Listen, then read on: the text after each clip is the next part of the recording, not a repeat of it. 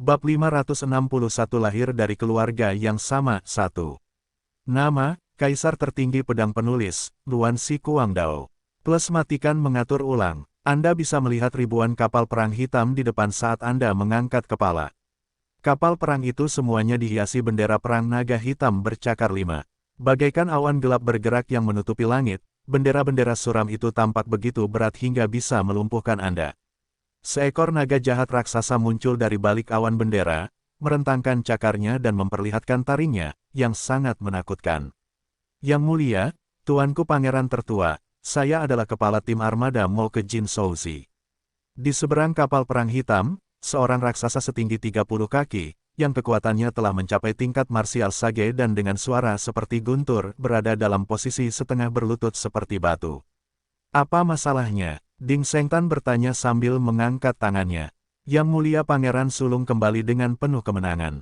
Beritanya telah menyebar ke ibu kota dan Pangeran ke-13 meminta saya untuk memberikan penghargaan gelombang pertama kepada 3 kekuatan, kata Jin Souzi dengan hormat. Beraninya kamu, kakakku adalah pangeran tertua dari para dewa dan telah mengumpulkan pahala yang tak tertandingi. Masuk akal jika Tuhan, ayah kita, memberikan pahala. Bagaimana pangeran termuda ke-13 bisa melakukan itu? Apa-apaan dia, persetan, jangan ganggu kami, kata pangeran ke-8 dengan tajam, tanpa meninggalkan wajah pada utusan itu. Tetap saja, Ding Sengtan menggelengkan tangan dan kepalanya sedikit, sepertinya telah menemukan sesuatu yang salah. Dia tersenyum dan berkata, Jin Souzi, kamu adalah rekan lamaku dari Istana Dewa. Jangan bertele-tele, aku tidak akan mempermalukanmu. Anda sebaiknya membiarkan pangeran ke-13 sendiri yang berbicara kepada kami. Di sisi lain, wajah Jin Souzi tiba-tiba berubah, sepertinya ragu untuk mengatakan sesuatu. Saat itu, tawa memecah kesunyian dan kabut hitam melayang dari belakang. Kabut hitam mengembun dan membentuk siluet ramping seorang pemuda berusia sekitar 20 tahun. Dia memiliki alis yang sempit dan panjang, bibir tipis dan wajah putih yang tampak seperti bedak. Dia sedikit membungkukkan punggungnya dan berkata, kekuatan kakak memang meningkat.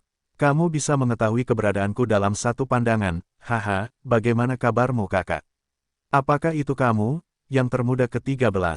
Kenapa kamu ada di sini, bukannya tinggal di ibu kota? Seru pangeran ke-8. Anak bungsu ke-13 tidak memandangnya, dia terus menatap Ding Sengtan. Ding Sengtan tampaknya menemukan sesuatu ketika dia melihat langit dan bumi di sekitarnya, termasuk armada Mo yang menghadap mereka. Dia mengangguk sedikit dan berkata dengan tenang sambil menghela nafas, saudara ke-13, kamu membuat kesalahan besar karena kamu menggerakkan pasukan Istana Dewa sendirian dan menghalangi jalanku. Jika kamu berhenti sekarang, mengingat persaudaraan kita, aku tidak akan menyalahkanmu. Pangeran ke-13 Ding Jiuxing bertindak seolah-olah dia tidak mendengar kalimat itu. Dia tersenyum dan berkata, selamat, kakak. Aku senang mendengar kakak iparku yang cantik telah melahirkan putrimu, calon putri. Karena kamu seorang pria sejati, mengapa kamu berencana bertindak seperti bandit? Ding Sengtan menghela nafas dan menggelengkan kepalanya. Pangeran ke-13 Ding Jiuxing masih tersenyum. Dia berkata, apakah kamu tidak ingin melihat putrimu, kakak? Dia anak kecil yang sangat cerdas. Pada saat yang sama, orang lain juga mendapatkan sesuatu yang istimewa dari percakapan mereka. Itu tidak normal. Apakah pangeran ke-13 telah membuat jebakan? Wajah pangeran ke-8, ke-4, dan ke-3 langsung merengut, terutama pangeran ke-8. Dia berkata dengan marah, adik bungsu, apa yang kamu bicarakan? Apa maksudmu? Ding Sengtan melambaikan tangannya sebagai isyarat untuk menenangkan amarah mereka. Dia melihat ke sisi lain dan mengangguk, berkata, baiklah, bawa dia ke sini, biarkan aku melihatnya. Pangeran ke-13 tersenyum dan berkata, saya tahu Anda akan membuat pilihan itu. Bawahan, dia melambai pada anak buahnya saat dia berbicara. Dari kabin tepat di belakangnya keluar barisan prajurit berbaju hitam, yang pemimpinnya adalah orang kuat. Dia telah mencapai tingkat Kaisar Agung Bela Diri, yang memegang bola bersinar dengan warna dan kilau yang sama seperti batu giok. Samar-samar terlihat ada bayi perempuan yang baru lahir di dalamnya. Dia diselimuti cahaya dan tidur nyenyak, secantik dan secantik peri dari legenda.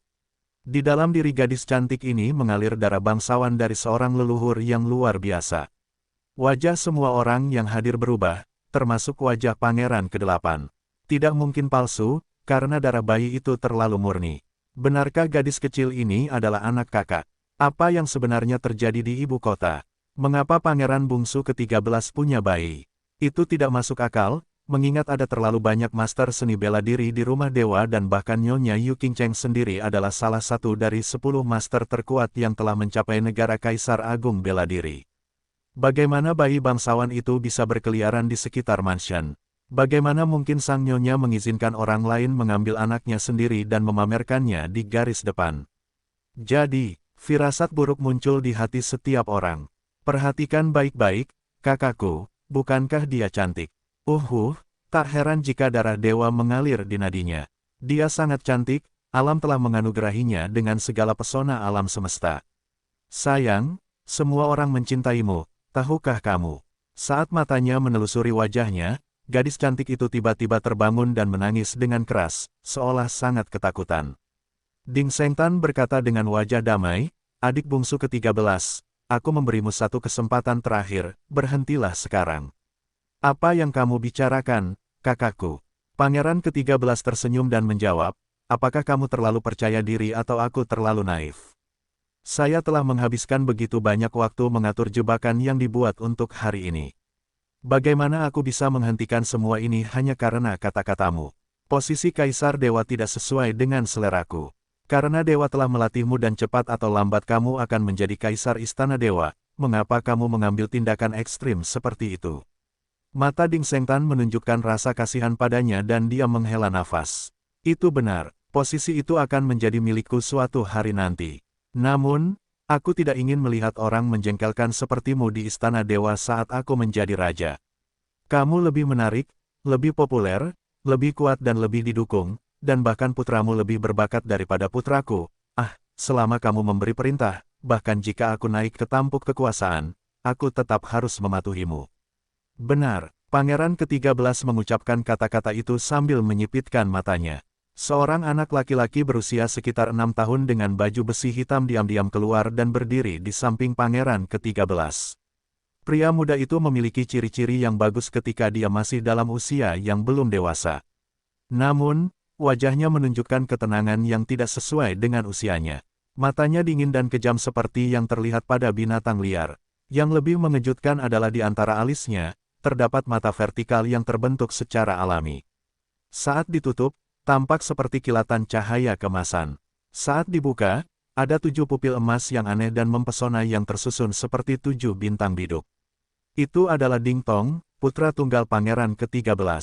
Dia adalah seorang jenius tak tertandingi yang terlahir dengan mata dewa bernama, mata takdir berbentuk bintang 7. Menurut sejarah puluhan juta tahun terakhir, orang jenius seperti itu pasti akan tumbuh menjadi pahlawan di zamannya.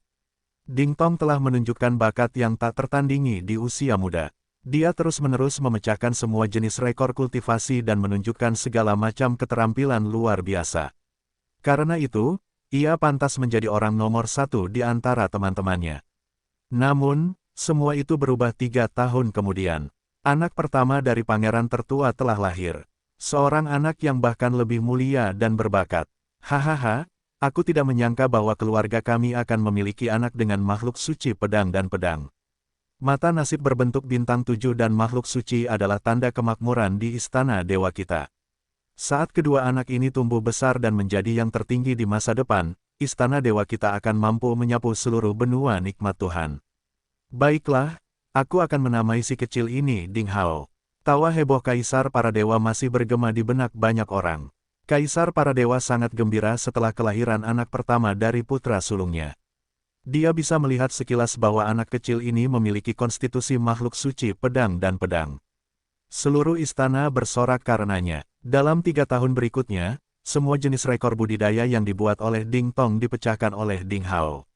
Kecemerlangan Ding Hao tak tertandingi. Itu seperti matahari unik di surga ke-9, menutupi kecemerlangan semua rekannya serta kemegahan Ding Tong. Semakin banyak upeti diberikan kepada Ding Hao. Bagaimanapun juga, anak ini adalah keturunan dari putra sah tertua Kaisar para dewa, dan cucu sah Kaisar para dewa. Putra ke-13 adalah anak angkatnya. Banyak orang di Istana Dewa yang sangat yakin bahwa ketika kedua anak ini tumbuh besar, Ding Hao akan mewarisi posisi Kaisar Dewa, dan Ding Tong akan menjadi tangan kanan terbaik. Perubahan mendadak ini jelas membuat Ding Tong merasa bingung. Pemuda yang tadinya lincah, lugu, dan sombong perlahan-lahan menjadi pendiam dan muram. Waktu berlalu, tibalah saat Ding Tong berusia 6 tahun dan Ding Hao berusia 3 tahun. Saat ini, Ding Tong mengenakan baju besi hitam. Pada usia 6 tahun, wajahnya masih belum dewasa, tetapi budidayanya telah mencapai puncak alam Grandmaster Primordial. Dia berdiri diam di samping ayahnya, Pangeran ke-13, dan matanya dingin dan jahat. Mata takdir berbentuk bintang 7 sedikit terbuka dan berkilauan dengan cahaya keemasan, tidak ada yang tahu apa yang dia pikirkan. Mata Ding Sengtan tertuju pada pemuda itu. Wajahnya tiba-tiba berubah, dia sepertinya merasakan sesuatu. Sesaat kemudian, tiba-tiba ada kilatan cahaya keemasan, dan semua orang merasa pusing. Pakar yang sedang menggendong bayi perempuan cantik, yang berada di puncak alam Kaisar bela diri, merasa lengannya menjadi ringan.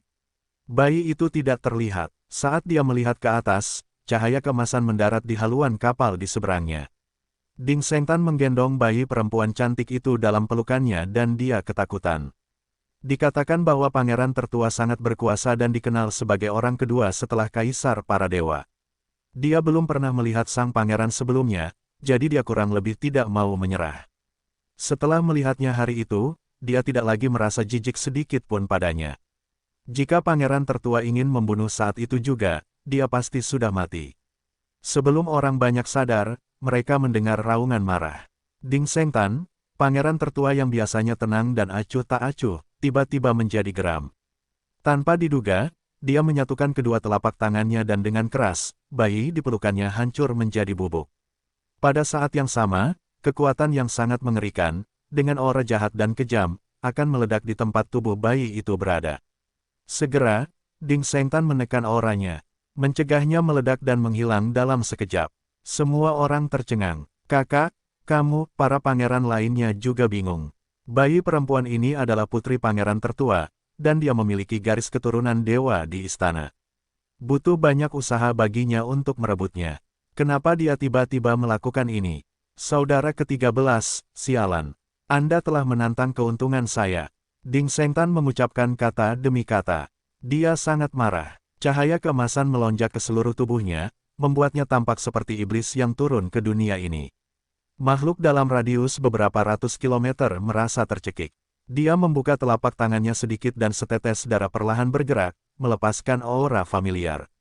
Di sisi yang berlawanan, Pangeran ke-13 menghela nafas dan berkata dengan kecewa, "Kakak, kamu sungguh luar biasa.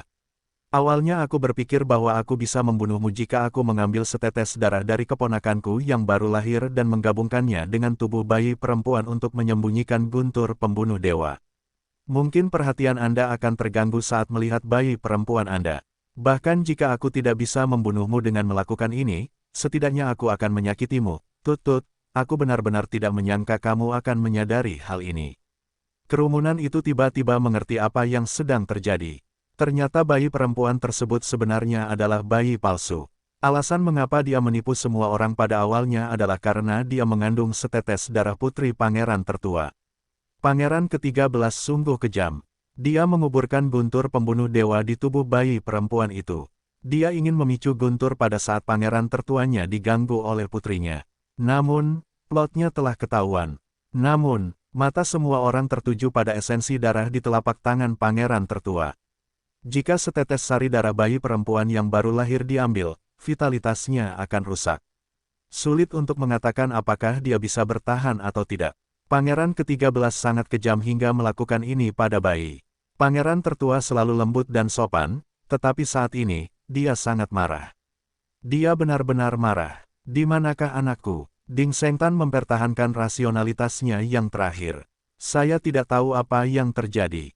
Akan merepotkan jika istri dan anak tercinta benar-benar jatuh ke tangan Pangeran ke-13, pikir Ding Sengtan. Oh, maksudmu keponakanku. Jangan khawatir, mereka masih hidup.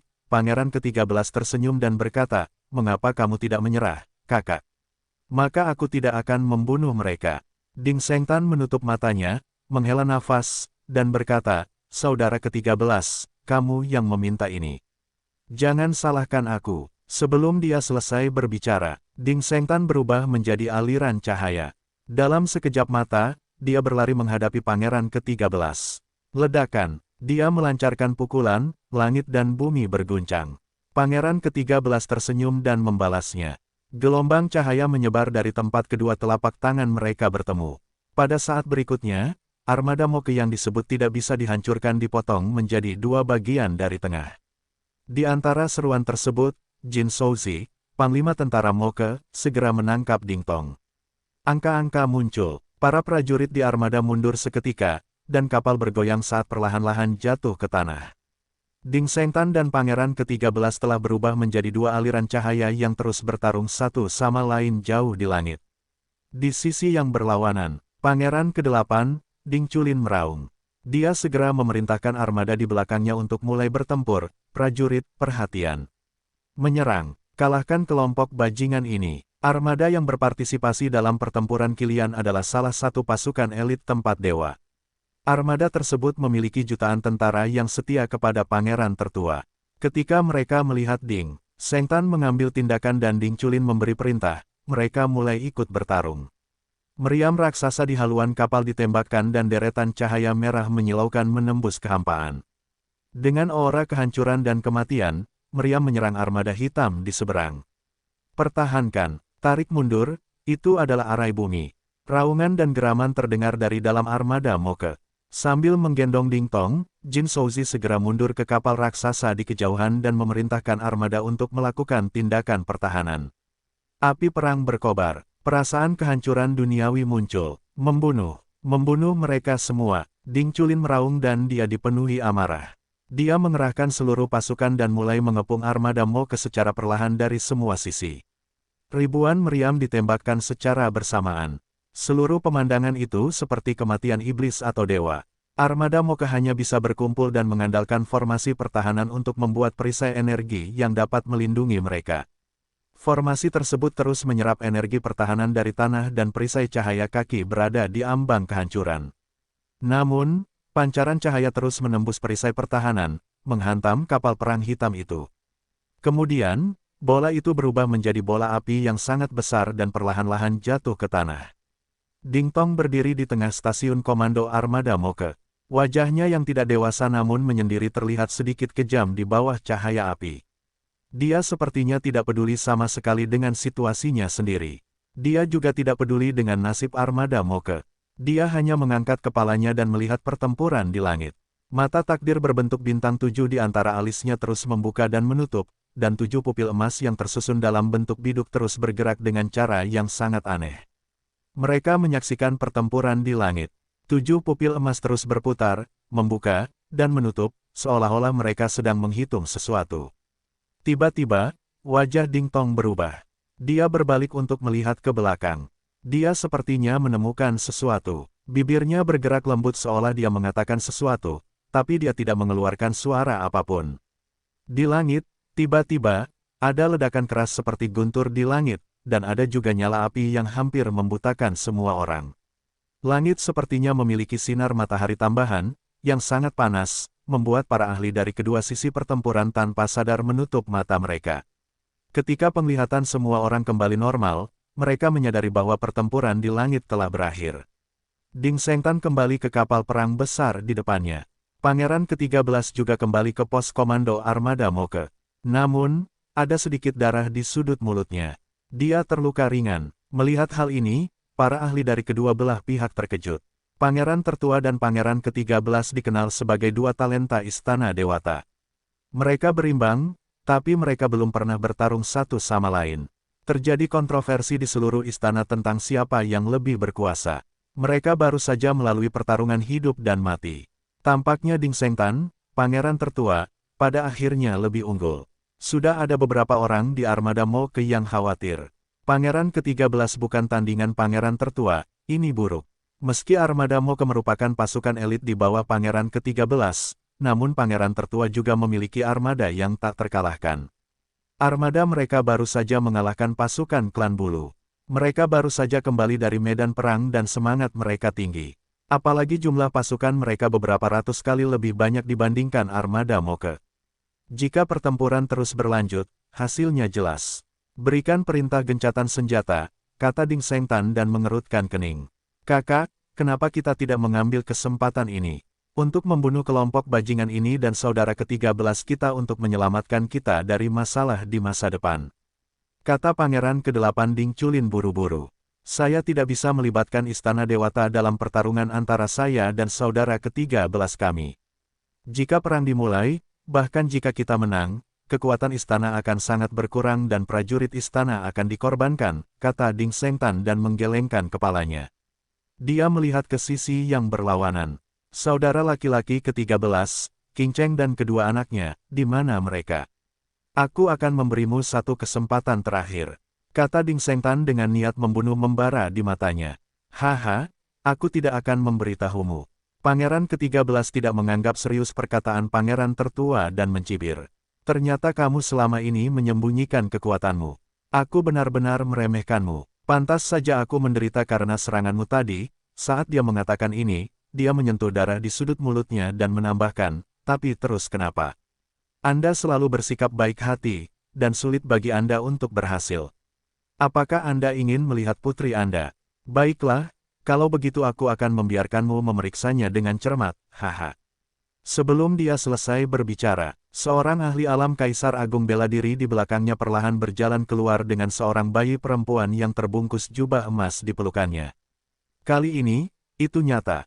Ding Sengtan menatap bayi perempuan itu. Tetesan darah esensi bayi kecil itu telah diambil, dan dia sekarat.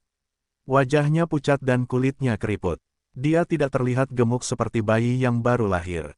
Matanya yang besar, cerah, dan gelap terbuka lebar, seolah dia merasakan sesuatu. Dia memandang Ding Sengtan dengan mata memohon untuk bertahan hidup. Itu sungguh memilukan. Kamu tega melakukan itu, Ding Sengtan tiba-tiba diliputi amarah. Putrinya yang belum pernah ia temui sebelumnya, disiksa sedemikian rupa. Dia tidak bisa lagi mengendalikan amarahnya di dalam hatinya. Seluruh tubuhnya melonjak dengan cahaya keemasan dan dia akan merebutnya darinya. Namun, pada saat ini, sesuatu yang tidak terduga terjadi. Sungguh sulit dipercaya. Desis. Terdengar suara lembut. Ujung pedang berdarah muncul dari dada Ding Sengtan. Semua orang terkejut dengan kecelakaan ini. Ketika mata banyak orang tertuju pada pemilik pedang, mereka semua menunjukkan ekspresi tidak percaya. Gagang pedang ada di tangan Pangeran ke-8, Ding Chulin. Kenapa ini terjadi? Pangeran ke-8, Ding Chulin selalu menjadi pendukung besar Pangeran tertua, dan dia selalu memiliki hubungan buruk dengan Pangeran ke-13, bahkan menyebutnya bajingan. Bagaimana dia bisa menyerang Pangeran tertua dengan cara yang begitu licik? Mengapa? Pikir orang. Kakak ke-8, apakah kamu gila? Pangeran ke-4, Ding Xinghua, berkata dengan ekspresi kaget. Dia segera bereaksi dan memukul Pangeran ke-8 dengan telapak tangannya. Ding Xinghua dan Ding Xingyun menggendong Pangeran tertua dan bertanya dengan cemas, "Kakak, bagaimana perasaanmu?" Pedang Pangeran ke-8 menembus dadanya dan mengenai organ vitalnya. Terlebih lagi pedang itu adalah senjata dewa yang dikenal sebagai pedang pembekuan waktu, yang dapat mengendalikan waktu, itu mengandung kekuatan yang sangat merusak. Jika menyerang tubuh musuh, ia bisa langsung memanipulasi darahnya. Kecepatannya puluhan juta kali lebih cepat dari aliran waktu, seorang ahli akan dengan cepat berubah menjadi abu. Aku baik-baik saja, Ding Sengtan menatap ke arah pedang pembekuan waktu, yang menusuk tubuhnya. Lalu dia menatap Pangeran ke-8 dengan wajah garang di kejauhan. Dia tidak marah, tapi dia menunjukkan ekspresi aneh saat dia bertanya dengan tenang, "Kenapa? Mengapa?" Ini adalah pertanyaan yang ingin ditanyakan semua orang. Semua orang di Istana Dewa tahu bahwa Ding Chulin memiliki hubungan terbaik dengan Pangeran tertua. Demi dia, Ding Chulin telah bertarung dengan Pangeran ke-13 berkali-kali. Pangeran yang pemarah selalu memberikan kesan kepada orang-orang bahwa dia pemberani dan rela mati demi Pangeran tertua. Orang lain mungkin punya alasan sendiri untuk berkomplot melawan Pangeran tertua. Tapi kenapa harus dia? Mengapa dia berkomplot melawan Pangeran tertua? Pikir orang. Mengapa? Pangeran ke-8 tertawa dan berkata, "Sudah jelas. Kamu pantas mati." Dia terus tertawa, dan ekspresinya menjadi garang. "Saya telah mengikuti Anda sejak saya masih muda. Saya tahu bahwa dengan bakat dan bakat saya sendiri, saya tidak akan pernah bisa menjadi Kaisar Suci, jadi tentu saja saya berharap orang yang saya ikuti akan menjadi Kaisar Suci. Dengan demikian, setidaknya aku akan mendapat tempat di Istana Dewata di masa depan. Saya telah membantu Anda dengan setia dan saya bahkan secara terbuka menyebut saudara ke-13 itu bajingan. Tapi kamu, kakakku yang baik, apa yang telah kamu lakukan? Sejak kamu menikahi wanita bernama Yu Qingcheng itu, kamu kehilangan ketajaman dan ambisimu. Anda bahkan mengaku tidak punya niat menjadi kaisar suci. Aku sudah berusaha keras untuk membujukmu, tapi kamu tidak mendengarkan saranku. Diam, saudara ke-8, kamu gila. Apakah ini alasan mengapa kamu mengkhianati kakak? Ding Xinghua berteriak dengan kebencian yang pahit. Pengkhianatan, dialah yang pertama kali mengkhianatiku. Tidak, tidak, dia mengkhianati kita semua. Pangeran ke-8 meraung histeris, kakak ketiga dan keempat, kenapa kita mengikutinya? Bukankah kita berharap suatu hari nanti dia akan naik tahta kaisar suci untuk lebih menstabilkan status kita? Kami telah menyinggung terlalu banyak orang demi dia. Haha. Tapi dia melepaskan cita-citanya yang tinggi terhadap seorang wanita dan mengecewakan kita semua. Jika itu masalahnya, apa yang akan terjadi pada kita ketika saudara laki-laki kita yang ke-13 naik tahta kaisar suci suatu hari nanti? Tidak ada yang bisa saya lakukan. Kamu benar-benar putus asa. Kakak ketiga, Ding Xingyun, sangat marah hingga seluruh tubuhnya gemetar. Pangeran ke-8 mengabaikannya dan terus menatap Ding Shengtan dan berkata, "Kakak, aku telah memberimu kesempatan. Aku masih membujukmu, bahkan di saat-saat terakhir. Sayangnya, Anda tidak mendengarkan saya hanya bisa membuat pilihan ini. Kalau tidak, ketika saudara ke-13 kita menjadi kaisar suci, saya akan mati tanpa kuburan. Untuk wanita itu, kamu bahkan tidak peduli dengan saudara laki-lakimu. Apa yang terjadi hari ini adalah hasil yang Anda pilih sendiri." Ding Shengtan mengalami kesurupan, dia tidak mengucapkan sepatah kata pun untuk waktu yang lama. Tampaknya, pedang pembekuan waktu, yang menembus tubuhnya bahkan tidak terlalu menyakitkan dibandingkan kata-kata yang diucapkan oleh Pangeran ke-8, Ding Chulin. Kamu harus tahu bahwa meskipun aku bukan kaisar suci, aku akan memiliki kemampuan untuk melindungimu, kata Ding Shengtan pelan. Haha, sudah terlambat, sudah sangat terlambat. Tak seorang pun di dunia ini yang mampu melawan kaisar suci, bahkan kamu pun tidak.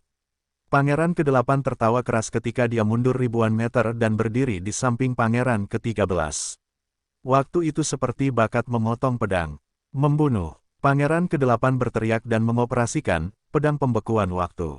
Pedang pembekuan waktu, yang memasuki tubuh Ding Shengtan tiba-tiba memancarkan sinar cahaya keemasan dan melepaskan kekuatan yang menakutkan. Ia berdengung keras dan hendak menghancurkan tubuh Ding Shengtan menjadi berkeping-keping. Ding Shengtan bertindak seolah-olah dia tidak melihatnya.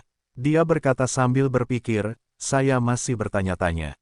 Rumahku tidak bisa ditembus, dan Qingcheng adalah ahli jalan suci. Kakakku yang ke-13 tidak mungkin menculik anak itu. Sekarang aku mengerti bahwa kamulah yang melakukan semua ini secara diam-diam. Aku dan Qingcheng sangat mempercayaimu. Meskipun kamu tidak berada di ibu kota, kamu bisa menemukan cara untuk menculik anak itu. Sebelum dia selesai berbicara, Ding Shengtan tiba-tiba memukul dadanya dengan telapak tangannya, langsung mengeluarkan pedang pembekuan waktu, yang telah dimasukkan ke dalam tubuhnya.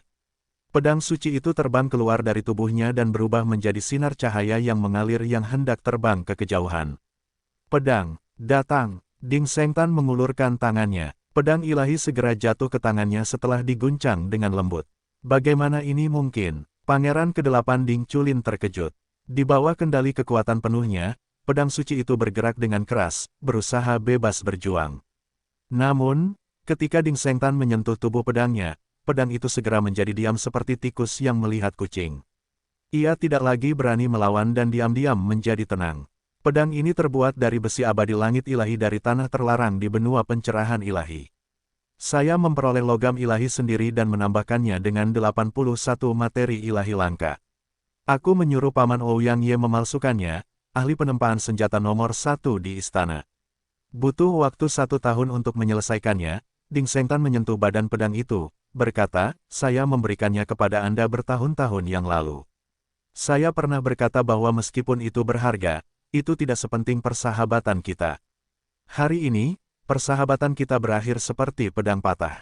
Tepat sebelum dia mengakhiri kalimat itu, Ding Sengtan mengguncang pergelangan tangannya dan senjata ilahi itu hancur berkeping-keping. Itu berubah menjadi seberkas cahaya yang menghilang ke dalam kehampaan. Fiu, di kejauhan, Pangeran ke-8, Ding Chulin, meludahkan seteguk darah. Dia terhubung dengan semangat, pedang pembekuan waktu, dia akan terluka setelah pedangnya dihancurkan. Dia sangat terkejut. Pedang pembekuan waktu memiliki asal-usul yang luar biasa dan merupakan salah satu senjata ilahi paling kuat di Istana Dewa, tetapi pedang itu dihancurkan oleh Ding Seng dengan kedutan. Kekuatannya terlalu mengerikan. Pangeran ke-13, yang diam-diam menonton ini, tiba-tiba bertepuk tangan dan tertawa, bagus. Tipikal dirimu, kakak. Anda masih bisa mengumpulkan kekuatan seperti itu meski sedang terluka parah. Kakak ke-8 bukan tandinganmu. Saya hanya ingin tahu, berapa banyak serangan yang dapat Anda tahan dalam kondisi Anda saat ini. Sebelum dia selesai berbicara, sesuatu berubah lagi. Sinar cahaya terang yang mengalir tiba-tiba muncul di kejauhan. Itu tampak seperti bintang jatuh yang melesat menuju medan perang dengan jejak cahaya yang tak tertandingi. Ding Sengtan merasakan sesuatu. Wajahnya berseri-seri karena gembira. Dalam sekejap, cahaya itu mendekati Ding Sengtan dengan kekuatannya yang menakutkan dan jatuh di sampingnya. Kemudian, ia menjelma menjadi seorang wanita muda yang cantik. Dia sangat cantik sehingga dia tampak seperti seorang dewi. Dia anggun dan bermartabat, wajahnya diukir halus. Saat dia berdiri di sana, pesonanya menarik semua orang. Meski kedua pasukan berselisih, namun ketegangan di antara mereka mereda karena kedatangannya. Di pelukan si cantik ada seorang anak laki-laki berusia 3 tahun. Anak laki-laki itu memiliki kulit yang halus. Mengenakan pakaian cian, dia mengalami koma. Nafasnya tidak teratur dan wajahnya pucat, dia masih sesekali bergumam, Bu, jangan khawatir. Tidak sakit, kakak ipar tertua, Pangeran ke-3 dan ke-4 menyambutnya. Wanita muda cantik ini adalah istri Ding Sengtan. Dia adalah Yu Qingcheng yang dulunya adalah nyonya ilahi klan dewa di wilayah Qilian. Ding Sengtan mengambil anak kecil itu dari pelukan Yu Qingcheng. Dia berkata dengan terkejut dan marah, Qingcheng, bagaimana kabarnya, anakku? Apa yang telah terjadi? Sengtan? Maafkan aku tidak melindunginya dengan baik. Aku akan melawan mereka sampai mati. Yu Qingcheng tampak sangat sedih dan penuh tekad. Dia sudah menangis sebelum dia bisa menyelesaikan kalimatnya. Dia tiba-tiba berbalik dan berubah menjadi seberkas cahaya yang mengalir. Ki realem martial sage yang menakutkan melonjak dari tubuhnya. Dengan sekali serangan, kapal besar di depan armada Moke langsung hancur menjadi puluhan ribu pecahan. Bahkan para ahli seni bela diri di dalam tidak berhasil melarikan diri. Bunuh! Yu Qingcheng berteriak dengan marah dan berubah menjadi dewa pembantaian.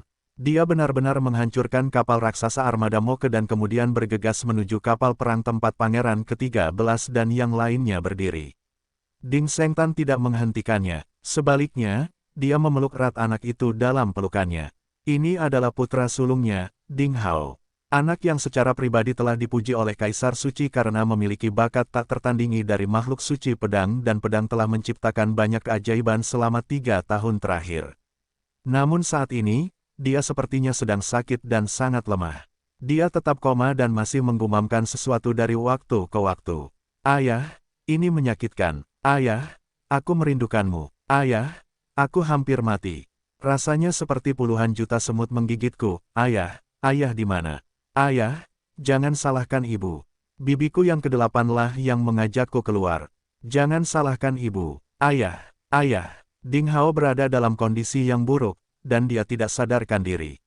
Dia bergumam, dan mata hitamnya setengah terbuka, seolah dia tidak bisa melihat dengan jelas apa yang ada di depannya. Hao Er, anak baik, ayahmu, maafkan aku. Ding Sengtan menggendong putranya dan hatinya hancur. Saat ini, dia sudah mengerti apa yang telah terjadi. Seluruh darah di tubuh putranya telah diambil. Yang pasti, semua ini dilakukan oleh Pangeran ke-13. Di sisi yang berlawanan, pertempuran yang mengerikan telah dimulai. Pangeran ke-8, bersama dengan lebih dari selusin ahli armada Moke berperang melawan Yu Qingcheng. Langit berkobar dan angkasa melonjak. Energi mengerikan menyapu langit dan bumi seperti kemarahan para dewa. Armada Moke tersebar, dan tidak ada kapal raksasa yang berani masuk dalam jarak 1 kilometer dari medan perang. Selama ada sedikit aura yang keluar, kapal akan hancur dan orang-orang di dalamnya akan mati. Membunuh. Yu Qingcheng penuh dengan niat membunuh, meskipun wajah cantiknya tanpa emosi. Matanya setajam pisau. Ledakan, ledakan. Sekelompok 4 ahli di puncak Kaisar Agung bela diri langsung diledakkan menjadi kabut darah. Ledakan, ledakan. Yu Qingcheng menerima pukulan dari Pangeran ke-8 tanpa mempedulikan keselamatannya sendiri. Tangan rampingnya menghantam dada Pangeran ke-8 dan kekuatan mengerikan meletus. Keduanya memuntahkan seteguk darah. Pangeran ke-8 terkejut sekaligus marah, memutuskan untuk segera mundur.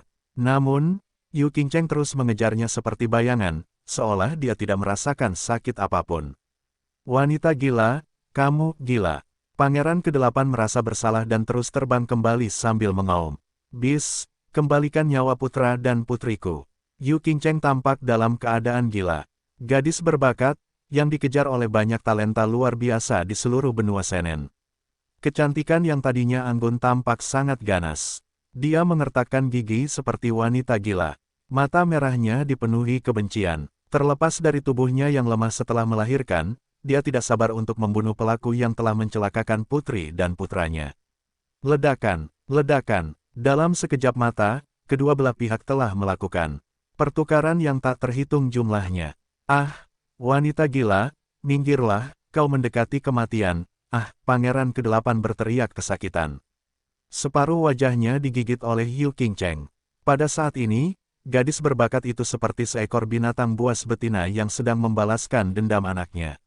Dia benar-benar marah. Ding Shengtan melukai pergelangan tangannya, dia mengeluarkan sejumlah besar esensi darahnya sendiri, dan mengintegrasikannya ke dalam Ding Hao yang tidak sadarkan diri di pelukannya. Ding Shengtan memperpanjang hidup Ding Hao dengan metode rahasia, dan kemudian dia menyerahkan anak itu kepada pangeran ketiga dan keempat di sampingnya. Saat dia melihat ke atas lagi, matanya merah. Tidak ada emosi di dalamnya, hanya niat membunuh yang tak terbatas. Dia mengeluarkan 2 berkas cahaya merah yang menutupi pangeran ke-13 di sisi berlawanan ledakan. Ruangan itu terguncang. Sebelum dia sempat bereaksi, pangeran ke-13 dikirim terbang oleh Ding Shengtan, yang tiba-tiba muncul di hadapannya. Pukulan itu menghantam seluruh armada Moke saat pangeran ke-13 terlempar melewati kapal perang hitam yang tak terhitung jumlahnya seperti bola meriam. Ding Shengtan menyusul pangeran yang jatuh seperti cahaya yang mengalir.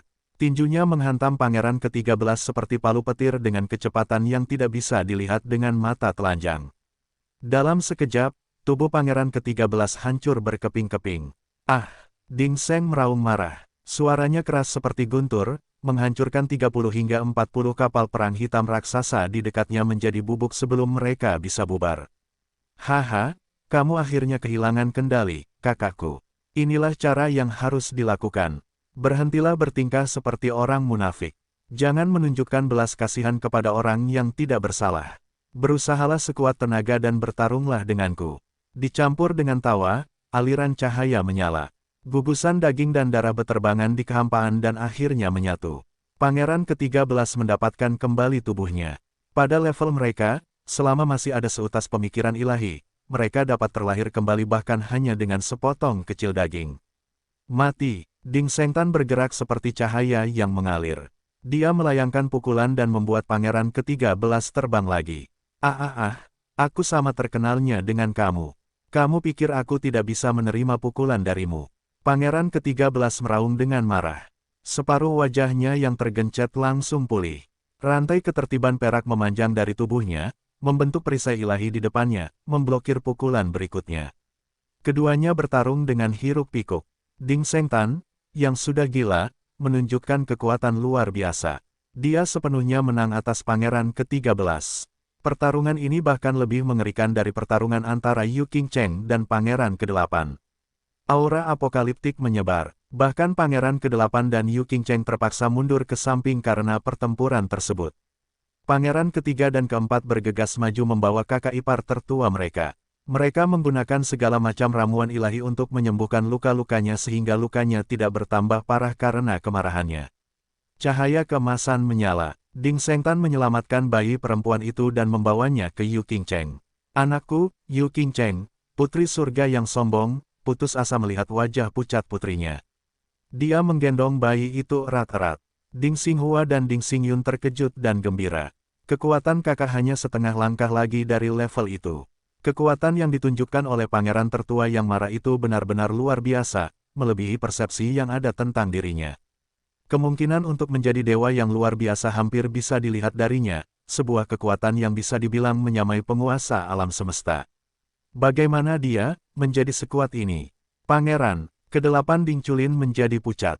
Dia ketakutan. Pada saat ini, dia tiba-tiba mengerti mengapa pangeran tertua, Ding Shengtan, mengatakan bahwa dia tidak perlu menjadi kaisar dewa untuk melindungi dirinya sendiri dan bawahannya.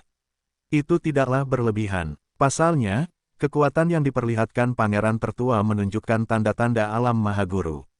Jika pangeran tertua suatu hari nanti naik ke tingkat suci, dia akan menjadi raja dunia yang tidak bermahkota. Bahkan kaisar para dewa pun tidak akan mampu mendikte nasibnya. Ternyata kekuatan yang dikejar Ding Sheng bukanlah kekuatan kaisar para dewa. Sebaliknya, itu adalah kekuatan dari guru tertinggi. Apakah aku benar-benar salah? Ding Chulin menatap tangannya yang berlumuran darah. Dia tahu bahwa tidak ada jalan untuk kembali. Apakah kamu ragu-ragu? Suara lembut dan dingin, dengan nada sedikit bertanya, terdengar dari samping. Itu adalah Ding Tong. Aku, pangeran ke-8 tercengang. Orang lain mungkin tidak tahu betapa kejamnya pria kecil ini, tetapi Ding Chulin, pangeran ke-8 yang berpengalaman tahu betul di dalam hatinya bahwa anak laki-laki berusia 6 tahun ini adalah iblis berkulit manusia, bahkan lebih menakutkan daripada pangeran ke-13. Sudah terlambat bagimu untuk ragu sekarang. Jika mereka menang hari ini, Anda tidak akan mendapatkan akhir yang baik. Mata Ding Tong dingin, seolah bisa membekukan hati. Pangeran ke-8 terkejut. Dia merasakan hawa dingin di hatinya dan segera menjadi tenang. Benar, dia telah menyerang Ding Shengtan dan mengatur penculikan Ding Hao dan bayi perempuannya. Dia telah memulai jalan yang tidak bisa kembali ketika dia bermain bersama pangeran ke-13. Ini melanggar prinsip Ding Shengtan. Tidak ada jalan untuk kembali. Dengar, hanya jika kamu membantu ayahku menghancurkan Ding Shengtan dan kelompoknya, kamu dapat memperoleh pijakan di Istana Dewa. Anda harus memberitahu ayah saya apa yang saya katakan dengan cara yang paling jelas. Bisakah Anda melakukan itu? Ding Tong berkata dengan dingin. Dia berbicara dengan nada memerintah seperti orang tua. Pangeran ke-8 mengangguk tanpa disadari. 7 pupil emas di mata vertikal Ding Tong terus berputar seolah sedang menghitung sesuatu. Ding Tong tiba-tiba membuka mulutnya dan berkata, 3 inci di sepanjang tulang rusuk kiri. Pangeran ke-8 segera mengirimkan pesan ini melalui teknik transmisi suara rahasia. Di medan perang, Pangeran ke-13 tiba-tiba meninju 3 inci di sepanjang tulang rusuk kiri Ding Shengtan. Pukulan ini sangat tepat sehingga menunjukkan kelemahan gerakan Ding Shengtan. Dia mendapatkan kembali sedikit keuntungan. Mundur 3 langkah dan pukul ketiaknya. Ding Tong melanjutkan. Pangeran ke-8 menyampaikan pesan itu lagi. Di medan perang, Pangeran ke-13 sekali lagi melakukan serangan balik yang luar biasa. Saat itulah Pangeran ke-8 menyadari bahwa Ding Tong telah menggunakan mata takdirnya yang berbentuk bintang 7 untuk menyimpulkan kelemahan dalam teknik seni bela diri Ding Shengtan, untuk membantu ayahnya unggul dalam pertempuran. Pangeran ke-8 sangat terkejut. Kekuatan yang ditunjukkan Ding Shengtan sangat luar biasa. Betapa berbakatnya Ding Tong sehingga dia bisa menemukan kelemahan di dalamnya. Apalagi usianya masih sangat muda. Saat dia besar nanti, dia pasti akan menjadi eksistensi menakutkan yang bisa mendominasi dunia. Sungguh monster, mata takdir yang berbentuk bintang 7 memang menakutkan. Pangeran ke-8 menggigil saat melihat wajah muda Ding Tong dan ekspresi berbahayanya. Kecurigaan mengerikan terlintas di benaknya. Apakah anak berusia 6 tahun inilah yang mengatur rencana yang dilakukan Pangeran ke-13? Apakah dia dalang di balik semua ini? Kalau tidak, mengingat ambisi yang ditunjukkan Pangeran ke-13 selama beberapa tahun terakhir, dia tidak akan berani membuat marah kaisar para dewa. Kenapa dia tiba-tiba berselisih dengan pangeran tertua? Pangeran ke-8 terus menyampaikan pesan tersebut. Jauh di lubuk hatinya, dia semakin terkejut. Tepat pada saat ini, mengesankan. Anda mendeteksi kelemahan saya menggunakan mata takdir berbentuk bintang 7. Namun, kamu terlalu naif untuk berpikir bahwa kamu bisa mengalahkanku dengan ini, Ding Shengtan mencemooh di medan perang. Kemudian, dengan ledakan keras, Pangeran ke-13 terlempar dengan satu pukulan. Ding Sengtan bergerak sangat cepat sehingga Ding Tong tidak punya waktu untuk memperingatkan ayahnya meskipun dia menemukan kekurangan. Dalam sekejap, Ding Sengtan meninggalkan pangeran ke-13 dan muncul di depan Ding Tong. Dia sepertinya menemukan sesuatu. Matanya seperti pisau, tertuju pada anak berusia 6 tahun di depannya. Cahaya keemasan terpancar dari matanya. Darah Hao yang mengalir di tubuhmu, apakah kamu mengambil darah Hao? Niat membunuh keluar dari mata Ding Sengtan. Dia akhirnya menyadari alasan mengapa Ding Tong bertindak tidak normal, dia telah ditransfusi dengan darah putranya. Apakah kamu baru menyadarinya, kakak tertuaku? Dengan cepat, pangeran ke-13 mendekati Ding Tong untuk melindunginya, putranya. Dia berada dalam kondisi yang mengerikan, tubuhnya hampir terkoyak dan wajahnya hancur lebur. Dia perlahan-lahan mendapatkan kembali ketenangannya di bawah cahaya perak. Pangeran ke-13 tidak dapat menghitung berapa kali tubuhnya hancur berkeping-keping. Setiap kali proses restorasi akan menghabiskan banyak vitalitas darinya. Kali ini, butuh waktu lebih lama untuk pulih dibandingkan sebelumnya. Paman, kenapa kamu marah? Aku hanya ingin melihat kekuatan apa yang diharapkan. Jika aku menggabungkan garis keturunan mata takdir berbentuk bintang 7 dan makhluk suci dari pedang dan pedang, maka aku mengambil sebagian darah adik laki-lakiku Ding Hao, kata Ding Tong sambil wajah dingin dan polos. Paman, apa kamu tidak ingin tahu? Tidakkah Anda ingin melihat konstitusi yang belum pernah terjadi sebelumnya dalam sejarah pengadilan ilahi? Yang bisa menyatukan tanah rahmat Tuhan. Bagaimana kamu bisa begitu kejam di usia muda? Untuk pertama kalinya, Ding Sengtan merasakan kekejaman keponakannya. Dia hanyalah seorang anak kecil. Kenapa dia begitu kejam dan dingin? Dia sebenarnya telah menghabiskan seluruh darah Ding Hao untuk mendapatkan konstitusi makhluk suci pedang dan pedang. Saya ditakdirkan untuk menjadi guru tertinggi. Memiliki mata takdir berbentuk bintang 7, aku seharusnya menjadi penguasa dunia ini. Paman, kamu seharusnya tidak melahirkan seorang putra makhluk suci pedang dan pedang yang akan menyaingiku. Ada kekejaman yang tidak biasa dalam ekspresi tenang Ding Tong. Mereka yang mengikutiku akan makmur, mereka yang menghalangiku akan binasa. Katanya seolah-olah itu adalah hal yang biasa. Bajingan kecil, aku ingin kamu binasa dulu. Ding Sengtan sangat marah. Ki yang menakutkan melonjak saat dia menyerang dengan telapak tangannya. Langit dan bumi terguncang. Hahaha, kakak, kamu ditakdirkan untuk dikalahkan hari ini. Haha, tunjukkan dirimu sekarang. Pangeran ke-13 tertawa terbahak-bahak sambil menembakkan sinyal api dari tangannya. Saat berikutnya, kapal perang hitam muncul ke segala arah. Tanah runtuh, sejumlah besar pasukan seni bela diri terbang seperti segerombolan lebah. Kekuatan pembatas yang mengerikan muncul di sekelilingnya. Karakter Tuhan terbang di langit seperti rantai, menyelimuti semua orang dalam sekejap. Itu adalah jebakan yang dirancang dengan baik. Sebelum dia menyadarinya, wajah Ding Hao berlinang air mata. Ding Hao tidak tahu kenapa, tapi hatinya hancur saat melihat ini, terutama wanita muda cantik Yu Qingcheng, yang mengaum. Seperti binatang gila, dan Ding Sengtan yang lembut, yang bertindak panik dalam kesakitan yang luar biasa. Itu adalah rasa sakit yang tak tertahankan dan tidak bisa disembunyikan, yang bahkan lebih menyakitkan daripada kemungkinan tubuhnya sendiri akan hancur berkeping-keping. Itu adalah rasa sakit yang menyayat hati. Ding Hao itu adalah aku. Ding Hao bergumam cahaya emas menghela nafas. Nak, ini ceritamu. Kamu adalah anak malang yang darahnya diambil, pangeran tertua dan Dewi Qingcheng adalah ayah dan ibumu. Itulah yang terjadi. Ding Hao tidak bisa mengendalikan dirinya sendiri. Kesedihan yang tak terbendung datang dari tubuh dan jiwanya. Bagaimana bisa, saya melakukan perjalanan waktu ke sini dan hanya menempati tubuh anak laki-laki bernama Ding Hao ini? Mengapa aku merasakan kesedihan dari lubuk jiwaku yang terdalam ketika aku melihatnya, sementara aku mempunyai perasaan keterhubungan yang tak terlukiskan? Apakah ini lebih dari sekedar fusi jiwa atau masalah bawah sadar? Apakah ada rahasia di dalamnya? Ding Hao bingung. Sesuatu terjadi padanya. Ding Hao bertanya, lalu apa yang terjadi? Cahaya emas menghela nafas dan berkata, meskipun adik laki-lakiku Sengtan memiliki kekuatan yang mengejutkan dunia, dia bukanlah tandingan Kaisar para Dewa. Pada akhirnya, dia dikalahkan.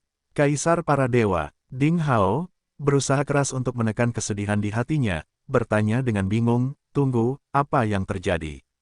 Kaisar para Dewa muncul. Itu tidak benar. Pangeran ke-13 lah yang melakukan kesalahan tersebut. Mengapa Kaisar para dewa menghukum pangeran tertua, putranya sendiri? Apakah dia pikun? Saya juga tidak tahu alasannya. Saya hanya tahu bahwa adik laki-laki saya Sengtan dikalahkan oleh Kaisar para dewa. Pasangan itu terluka parah. Mereka melarikan diri bersama beberapa penjaga yang setia kepada mereka.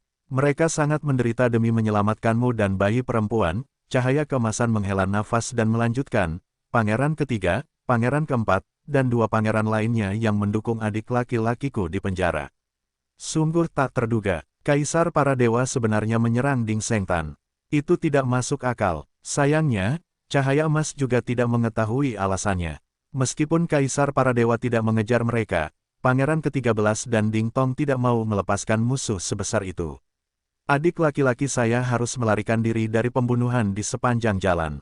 Hampir semua pengawalnya telah mati, dan pada akhirnya, mereka datang ke tanah tanpa batas.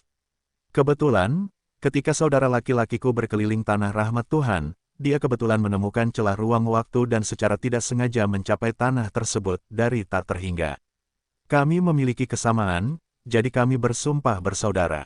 Saya hanya beberapa tahun lebih tua darinya, jadi saya adalah kakak laki-lakinya. Dia adalah saudara laki-lakiku yang kedua bersama dengan dua pahlawan lainnya. Kemudian, dia kembali ke tanah rahmat Tuhan melalui celah ruang waktu. Karena itu, di tanah anugerah Tuhan, hanya Sengtan yang mengetahui tanah tanpa batas. Melalui celah ruang waktu inilah dia berhasil melarikan diri dari upaya pembunuhan tanpa akhir selama pengasingannya dan membawamu dan adikmu ke sini. Cahaya emas menghela nafas. Mendengar ini, Ding Hao merasa lega dan berkata, menyingkirkan upaya pembunuhan. Itu artinya mereka, apakah mereka masih hidup? Dia sangat cemas, berdoa untuk kabar baik. Cahaya emas tertawa terbahak-bahak dan berkata, tentu saja mereka masih hidup. Itu adalah adik laki-laki dan perempuan ipar saya yang sedang kita bicarakan. Bahkan jika mereka terluka, mereka masih dapat pulih setelah istirahat. Sayangnya, kamu dan adikmu terluka parah dan hampir seluruh esensi hidupmu tersedot keluar. Mereka tidak bisa menyembuhkanmu dalam waktu sesingkat itu. Lalu, kemana mereka pada akhirnya pergi?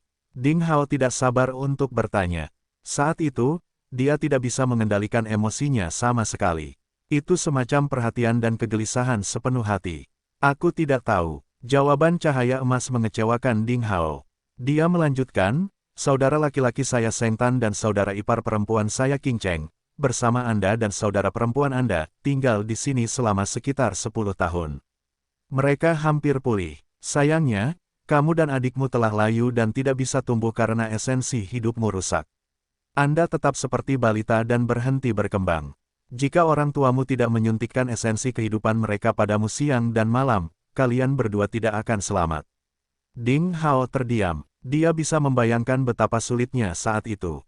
Pasangan itu menggunakan esensi kehidupan mereka untuk memperpanjang hidup dia dan saudara perempuannya. Dia bisa membayangkan penderitaan di hati mereka, tapi mereka tidak pernah putus asa. Setelah adik laki-laki dan perempuan ipar saya pulih dari luka-luka mereka, mereka menggunakan teknik perebutan surga dan meramalkan bahwa keberadaan mereka mungkin terungkap. Mereka tidak ingin menjadi beban bagi suku kami, jadi mereka meninggalkan tempat ini untuk terus mencari obat ilahi untuk memulihkan esensi hidup Anda. Cahaya emas melanjutkan, perpisahan ini selamanya. Ada berita tentang mereka dalam 3 tahun setelah mereka pergi. Mereka berdua adalah tokoh yang mengejutkan dunia dan mendapatkan ketenaran besar di seluruh tanah tanpa batas. Namun lambat laun saya semakin jarang mendengar tentang mereka. Pada tahun keempat, setan asing menyerbu. Suku kami bertempur sampai mati. Seluruh kota hancur dalam perang. Apakah maksudmu kota dewa palsu di luar? Ding Hao bertanya tanpa sadar. Kota dewa palsu. Cahaya emas berhenti sejenak sebelum tertawa getir. Kamu benar. Ini memang kota dewa palsu. Meskipun suku kami telah menembus misteri Tuhan, kami bukanlah dewa, jadi wajar saja jika kami menyebut kami dewa palsu. Tahun itu ketika iblis asing turun, kami menderita banyak korban. Wilayah kami menyusut dan pada akhirnya, kami terpaksa masuk ke kota ini. Setan-setan asing mengepung kota itu. Di bawah bahaya besar, kami tidak punya pilihan selain mengumpulkan kekuatan kami dan meluncurkan teknik pengorbanan ilahi penghancuran surga, mengaktifkan esensi kehidupan dan jiwa 3.650 pria di antara pria terkuat di klan kami.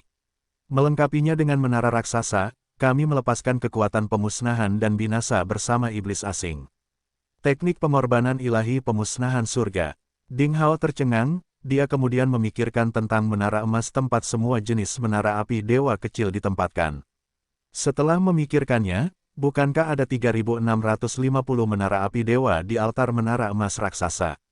Mungkinkah menara api ilahi tidak diukir dari benda mati, tetapi merupakan sisa-sisa sebenarnya dari 3.650 master tingkat dewa palsu yang telah melakukan teknik pengorbanan ilahi penghancuran surga?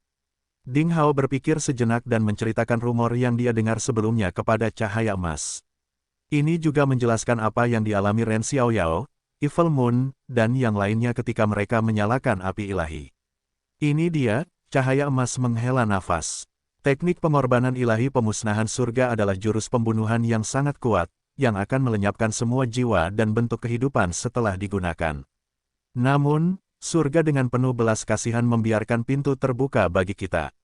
Penguasa tertinggi suku kami telah meninggalkan beberapa warisan, dengan harapan suatu hari nanti, seseorang dapat menyalakan api ilahi, untuk mendapatkan kemampuan dan kebijaksanaan kami sehingga warisan kami dapat muncul kembali di dunia ini.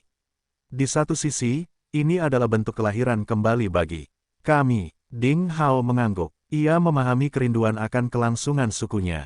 Ngomong-ngomong, kamu masih memiliki kesadaran, apakah itu berarti? Ding Hao tiba-tiba menyadari sesuatu.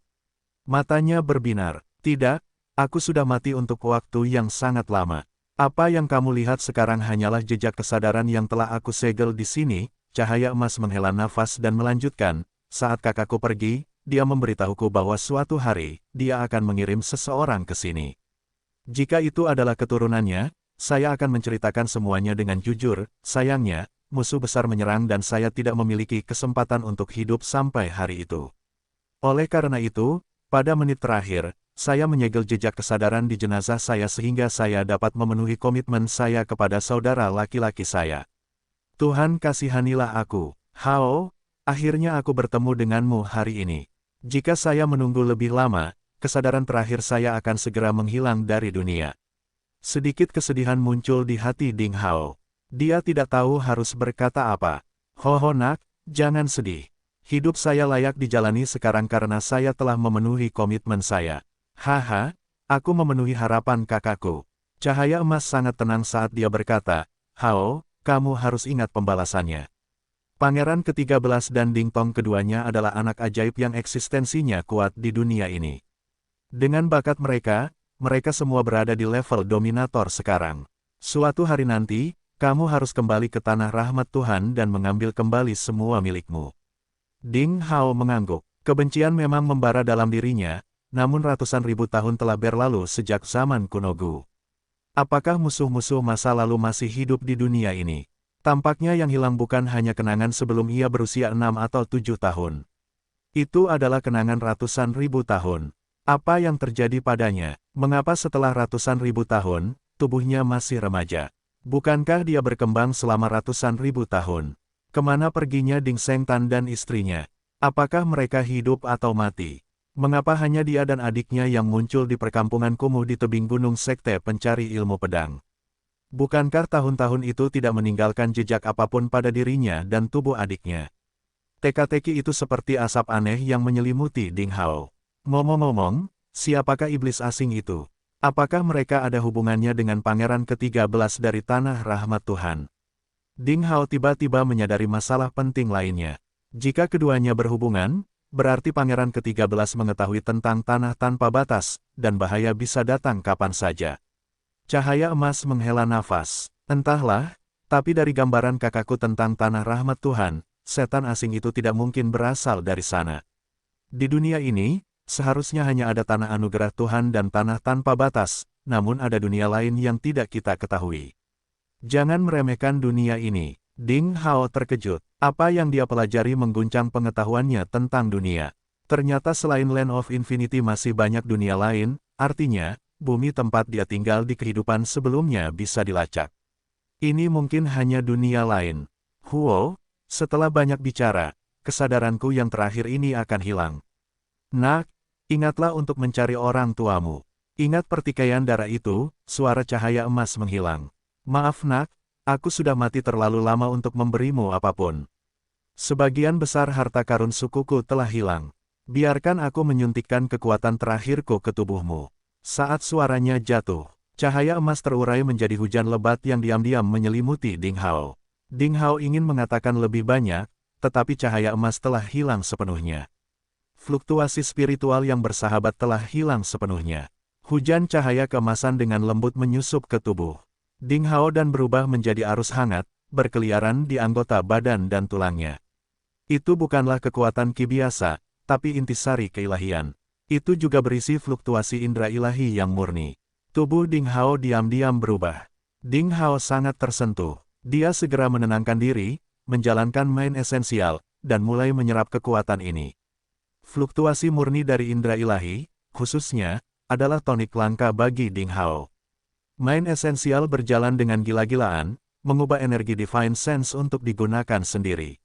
Dia dapat dengan jelas merasakan bahwa indera surgawinya, yang telah dikembangkan, perlahan dan pasti berubah. Waktu berlalu, Ding Hao benar-benar tenggelam dalam kultivasi ini. Tubuhnya juga mengalami beberapa perubahan ajaib. Otot-ototnya berangsur-angsur menghilang seolah-olah transparan, dan tulang-tulangnya seolah-olah diukir dari batu giok putih. Sinar cahaya keemasan menyala di tulangnya. Tulang rusuknya bersinar dengan kilau aneh yang di atasnya terdapat karakter kuno yang bersinar. Itu terkait dengan tulang yang dipraktikkan Ding Hao di batu giok yin yang secara samar-samar memancarkan semacam keilahian. Setelah waktu yang tidak dapat ditentukan, tulang giok putih secara bertahap menghilang. Daging dan darah Ding Hao muncul kembali. Dia tampak serius. Cahaya ilahi memenuhi udara sementara kabut surga membubung di sekelilingnya. Dia tampak seperti seorang biksu terkemuka yang telah mencapai pencerahan, membawa suasana kedamaian dan kehikmatan yang tak terlukiskan. Dia agung seperti roh suci. Detak jantungnya seperti auman naga dan harimau serta bunyi lonceng peri. Darahnya mengepul, ia mengalir melalui pembuluh darah seperti sungai yang menderu. Vitalitasnya sangat kuat. Dengan jantungnya yang berdenyut dan berdenyut, otot-otot di tubuhnya bergetar berulang kali, mengeluarkan kotoran dari tubuhnya. Ding Hao telah memasuki keadaan yang aneh. Gelombang demi gelombang kekuatan yang nyaris tak terlihat merasuki tubuhnya seolah-olah jantung tak kasat mata terus-menerus berkontraksi dan mengembang. Ada apa dengan saudara Ding? Ji Yingqi berdiri di peron di puncak menara emas besar, tampak khawatir. Altar emas kecil ada di depannya, pada gilirannya, altar berada di depan patung tuan seperti dewa dalam baju besi emas. Ding Hao duduk bersila di kehampaan. Awan cahaya keemasan terus-menerus dipancarkan dari patung itu, mengalir ke tubuh Ding Hao. Keadaan ini telah berlangsung selama lebih dari sebulan. Selama lebih dari 40 hari sebelumnya, Ding Hao telah memasuki kondisi ini sejak dia menyentuh patung master tertinggi lapis baja emas untuk pertama kalinya. Pada awalnya, Ji Yingqi mengira Ding Hao sedang menyalakan api ilahi dari patung lapis baja emas ini. Tapi setelah sekian lama, dia sedikit ragu. Seiring berjalannya waktu, batas waktu penyelesaian Sage Battlefield semakin dekat. Jika dia gagal menyalakan api ilahi sebelum dia diusir dari ruang ini, jiwa ilahinya akan hancur jika dia diganggu. Itu sangat berbahaya. Beberapa kali, pembuat onar Ren Xiaoyao dan Evil Moon pergi ke puncak menara besar dan mencoba membangunkan Ding Hao, tetapi mereka dihentikan oleh Ji Yingqi. Namun kemudian, Ji Yingqi juga mulai kehilangan kesabaran. Dia dapat dengan jelas merasakan bahwa dunia mulai menolaknya. Seolah-olah gravitasi di bawah kakinya akan menghilang dan dia melayang. Saat dia mengangkat kepalanya, dia melihat dinding di langit tidak lagi stabil dan retakan seperti jaring laba-laba mulai terbentuk. Itu pertanda jaringan transmisi ke ruang ini akan segera putus. Setelah waktunya habis, tidak peduli di bagian mana mereka berada di medan perang Sage, mereka akan diusir melalui celah itu. Jika saudara Ding masih belum bangun saat itu, apa yang harus kita lakukan? Ji Yingqi khawatir, jika semuanya gagal, maka aku hanya bisa menghancurkan patung lapis baja emas ini. Ini adalah satu-satunya solusi yang terpikir olehnya. Dia berasumsi bahwa selama dia menghancurkan menara api ilahi, tidak akan ada kekuatan yang melukai, jadi itu tidak akan membahayakan Ding Hao. Namun, ini juga akan menghilangkan peluang berharga dari Ding Hao. Dia berada dalam dilema yang serius. Selama beberapa hari terakhir, di puncak menara raksasa, seseorang kadang-kadang dapat mendengar suara menderu dari kejauhan dan merasakan fluktuasi energi mengerikan yang dipancarkan dari kota dewa palsu yang besar ini. Terlihat jelas bahwa beberapa master bertarung dengan boneka batu dan hasilnya sulit diprediksi. Namun, tidak ada seorang pun yang mampu menembus garis perlindungan boneka batu untuk mencapai menara emas besar ini, tempat menara api ilahi yang tak terhitung jumlahnya ditempatkan. Kekuatan boneka batu itu sungguh menakutkan. Kekuatan penekan dunia ini begitu besar sehingga mustahil bagi penguasa klan manusia dan iblis untuk menerobos ke menara. Jika bukan karena gelang tulang di tangan Ding Hao yang memicu jaringan transmisi pada tablet batu tanpa kata, kelompok Ding Hao tidak akan dapat mencapai tempat itu. Itu tidak mungkin, bahkan jika Ding Hao memanggil kekuatan terlarang dari pedang berkarat dan pedang ajaib. Lagi pula, setiap kali dia memanggil kekuatan terlarang, itu akan menghabiskan terlalu banyak ki-nya, jadi itu hanya bisa bertahan sesaat. Meong, hewan peliharaan manusiaku belum bangun. Cahaya putih menyala dan Evil Moon, si kucing gemuk, muncul. Ki kakak senior Ding terus menguat. Sebagian kecil darah Zhu Huai di 4 kuali masih belum mengering. Proses menyalakan api ilahi belum selesai, Ren Xiaoyao juga mendarat di puncak menara besar dan menyimpulkan setelah beberapa pengamatan yang cermat. Lakukan persiapan. Jika saudara Ding masih belum bangun setelah 1 hari, silakan hancurkan patung lapis baja emas itu. Saudara Ren, bisakah kamu melakukan itu? Ji Yingqi mengerutkan kening. Ren Xiaoyao menggelengkan kepalanya dan berkata, saya tidak yakin. Sebelum dia selesai menjawab, ledakan, ledakan, ledakan, ledakan, ledakan keras terjadi di kejauhan. Mereka berdua dan kucing itu menoleh ke belakang. Di ujung kota dewa palsu, sepertinya terjadi gempa besar. Gedung-gedung tinggi runtuh. Asap dan debu membubung ke langit. Api bawah tanah meledak. Magma mulai mengalir seperti sungai di antara gedung-gedung besar di sepanjang jalan. Apa yang terjadi? Sepertinya dunia ini akan dihancurkan. Meo, aku bisa mencium kehancuran dunia. Kedua pria dan kucing itu terkejut dengan apa yang mereka lihat. Itu adalah bebatuan keras yang bahkan Kaisar Bela Diri pun gagal pecahkan. Tapi itu seperti pasir di tengah badai, kekuatan destruktif seperti itu mengubah mereka menjadi debu. Bangunan megah itu perlahan runtuh dan hancur seperti patung pasir yang dihantam gelombang pasang. Asap mengepul di udara, tempat itu seperti medan perang. Boneka batu, yang memiliki kekuatan tempur Kaisar Bela Diri pada puncaknya, juga runtuh di bawah kekuatan penghancur. Dunia akan segera berakhir, tidak hanya kota ini tetapi seluruh medan perang Sage akan runtuh. Ji Yingqi sepertinya merasakan sesuatu. Ilusi yang tak ada habisnya. Lilan kelelahan baik secara fisik maupun mental. Dia perlahan berjalan melewati hutan belantara yang gelap tanpa alas kaki, mengenakan jubah putih dengan rambut tergerai. Tanpa serangan menakutkan atau jebakan fatal, sepertinya tidak ada bahaya yang terlihat di jalan kuno menuju barat ini. Tapi dia tidak bisa keluar dari hutan belantara. Dia masih berada di bagian ke-11 dari jalan kuno menuju barat, tidak tahu berapa lama waktu telah berlalu. Daratannya tidak terlalu luas, tapi tandus dan sepi. Gulma kuning yang layu tumbuh liar di bawah cahaya gelap. Tulang putih berserakan. Air limbah berwarna hitam mengalir di sepanjang perbukitan. Semua kekuatan di tubuh Lilan telah disegel. Dia seperti orang biasa yang berjalan di hutan belantara tanpa tahu bagaimana cara keluarnya.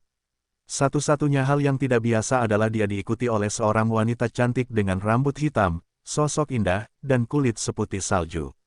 Dia seperti hantu yang melayang di kehampaan, seringan bulu. Dia mengulurkan tangannya tetapi jarinya melewati tubuhnya. Itu hanyalah ilusi. Namun, wajah wanita itu tetap kabur sepanjang waktu. Dia diselimuti kabut putih tanpa fitur wajah. Wanita mirip hantu ini muncul di sampingnya sejak Lilan memasuki dunia ini.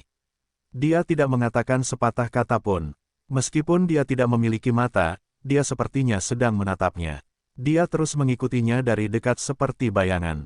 Bagaimana mungkin? Pasti ada cara untuk keluar dari jalan kuno ilusi ini. Harus ada solusi untuk ini.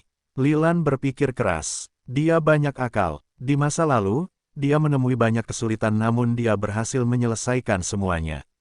Sayangnya, kali ini, dia tidak memiliki petunjuk sedikitpun. Apa sebenarnya yang diwakili oleh dunia tandus ini? Siapa sebenarnya wanita mirip hantu berbaju putih ini? Dia tidak dapat menemukan petunjuk apapun. Apakah aku akan menghabiskan sisa hidupku dalam ilusi ini? Li Lan mengerutkan kening. Dia memiliki perasaan samar-samar bahwa ada cahaya di depan, cahaya yang bisa menghilangkan semua kabut dan kegelapan, cahaya yang bisa menyelamatkannya. Namun, untuk beberapa alasan yang tidak diketahui, tidak peduli bagaimana dia berlari atau mengejar, seberapa cepat atau lambat dia bergerak, jarak cahayanya tetap sama, tidak lebih dekat atau lebih jauh darinya. Dia tidak bisa menangkap secercah harapan. Akhirnya, Li Lan berhenti. Melihat ke bawah, dia menemukan bahwa sepasang sepatu terakhir telah usang. Kakinya yang telanjang hampir cacat, dipenuhi retakan dan bekas luka. Darah dan nanah mengalir. Itu memberinya rasa sakit yang menyayat hati. Li Lan sedikit lelah. Dia diam-diam berdiri di sana. Melihat wajahnya sendiri melalui pantulan genangan air di kakinya, dia menghela nafas dalam hati. Jika saya tidak dapat menemukan jalan keluarnya, mengapa saya tidak berhenti saja dan pasrah pada takdir? Jika aku mati di sini, itu juga merupakan cara damai untuk mengakhiri hidupku, bukan? Dia perlahan duduk. Kelopak matanya bertambah berat. Dia memiliki keinginan untuk tertidur dan tidak pernah bangun. Namun, pada saat ini, tiba-tiba, boom, tanah mulai bergetar. Li Lan berdiri karena terkejut. Dia melihat sekeliling dan melihat di kejauhan bahwa tanah tiba-tiba retak dan api bawah tanah yang tak berujung dimuntahkan seperti iblis yang telah ditekan selama puluhan juta tahun. Apakah tempat ini akan dihancurkan?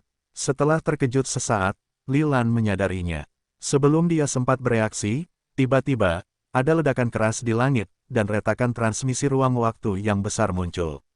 Kekuatan hisap yang mengerikan menyembur keluar dan menyelimuti tubuhnya dalam sekejap, menariknya ke dalam celah. Waktu sudah berakhir. Apakah medan perang Sage akan ditutup? Apakah itu berarti aku bisa keluar dari tempat ini hidup-hidup? Li Lan bertanya-tanya. Dia menoleh tanpa sadar. Dia melihat bahwa alih-alih menghilang, wanita hantu berpakaian putih itu mengikutinya dengan erat, dan dikirim keluar melalui celah ruang waktu bersamanya. Siapa dia? Itulah pemikiran terakhir di benak Li Lan sebelum dia kehilangan kesadaran. Saudari junior Yiruo, makanlah dulu. Kakak senior Ding akan baik-baik saja. Zhang Fan menggaruk bagian belakang kepalanya. Dia tidak tahu bagaimana membujuk gadis cantik di depannya ini. Sejak dia berpisah dengan Ding Hao, Li Yiruo belum makan apapun. Setiap hari, selain istirahat singkat, dia menjalani kultivasi yang gila dan tanpa akhir. Meskipun menjadi master primordial memungkinkannya bertahan selama 3 atau 4 bulan tanpa makan atau minum, berat badannya tetap turun. Saudara senior Zhang, berapa hari lagi sebelum medan perang Sage ditutup? Li Yiruo bertanya dengan lembut sambil berdiri di puncak menara pedang. Zhang Fan berkata dengan tegas, batas waktunya kurang dari 1 hari lagi. Li Yiruo telah menanyakan pertanyaan ini setidaknya 11 kali dalam waktu singkat. Oh, jawab Li Yiruo. Dia menoleh, berkata sambil tersenyum, kakak senior Zhang, saya baik-baik saja. Anda bisa terus berlatih. Kamu belum menguasai lebih dari setengah teknik pedang dan keterampilan bertarung di lantai 2 menara sabre, bukan? Zhang Fan sekali lagi tanpa sadar menggaruk bagian belakang kepalanya dan berkata, "Yah, saya tidak secerdas kakak senior Ding. Saya hanya mempelajari kurang dari 20 teknik pedang dalam 3 bulan terakhir. Tapi menurutku kakak senior Ding benar. Setiap orang memiliki metode dan peluangnya masing-masing. Saya tinggal memilih beberapa teknik pedang yang paling cocok untuk diri saya sendiri. Tidak perlu mempelajari semuanya." Li Yiruo melanjutkan sambil tersenyum, "Itu masuk akal. Namun, menurutku kamu harus menghafal semua teknik pedang. Meskipun Anda tidak mempraktikkannya, Anda dapat meneruskannya kepada orang yang tepat di masa mendatang. Kalau tidak, akan sangat disayangkan bahwa begitu banyak teknik pedang tingkat tinggi tetap tidak diketahui. Saya pikir saudara Hao juga setuju. Itu sebabnya dia meninggalkanmu di sini." "Yah, apakah karena ini?" Zhang Fan menggaruk bagian belakang kepalanya dan tiba-tiba mendapat pencerahan, "Kamu benar. Saya benar-benar bodoh. Saya tidak tahu. Saya akan mencatat semua teknik pedang sekarang." Setelah itu, pemburu muda itu berbalik dan pergi. Melihat punggung Zhang Fan, Li Yiruo tersenyum lagi. Dia sedikit iri padanya. Dia selalu sederhana dan riang, mengembangkan teknik pedang setiap hari, hanya memikirkan Gunung Baiman dan Ding Hao di dalam hatinya. Cinta tidak mengganggunya. Untuk waktu yang lama, dia belum pernah mendengar Zhang Fan jatuh cinta pada gadis manapun. Mungkin anak perempuan lebih mudah terpengaruh oleh cinta. Li Yiruo merasa dia akan menjadi orang lain. Gadis sombong yang biasa meremehkan pria manapun hampir kehilangan akal sehatnya. Mungkin dia ditakdirkan untuk terjebak oleh cinta saat dia melihat pemuda compang camping yang kejam padanya 3 tahun lalu di dekat kolam pembersih pedang. Aku sangat mabuk cinta, mengapa saya masih menikmatinya seperti biasanya? Sedikit kesedihan muncul di wajah Li Yiruo. Dia dulu berpikir dia bisa menandingi pria manapun di dunia. Namun, dia kehilangan kepercayaan diri seperti itu setelah melihat saudara Hao. Kali ini, dia telah melihat saudara Hao memasuki jalan kuno menuju barat sendirian, tetapi dia tidak dapat membantunya. Faktanya, sejak mereka memasuki Sage Battlefield, dia sepertinya menjadi beban. Bahkan kuota ini didapat karena saudara Hao. Oleh karena itu, selama ini, Li Yiruo bersumpah untuk memanfaatkan setiap menit dan detik untuk berkultivasi. Menghitung dengan jarinya, sejak memasuki Sage Battlefield, dia telah membuat kemajuan pesat dan telah mencapai puncak realm martial Grandmaster bawaan. Dia pasti mengalami kemajuan pesat. Namun, dibandingkan dengan saudara Hao, Li Yiruo tidak bisa menahan nafas. Dia tahu dengan jelas bahwa jika dia masih ingin tinggal bersama saudara Hao, dia harus menemukan segala cara untuk meningkatkan kekuatannya. Selama dia mengikutinya dengan cermat, dia tidak akan ditinggalkan oleh dunianya. Sekte Pencari Ilmu Pedang, Provinsi Salju, dan bahkan seluruh wilayah utara mungkin terlalu kecil untuk saudara Hao suatu hari nanti.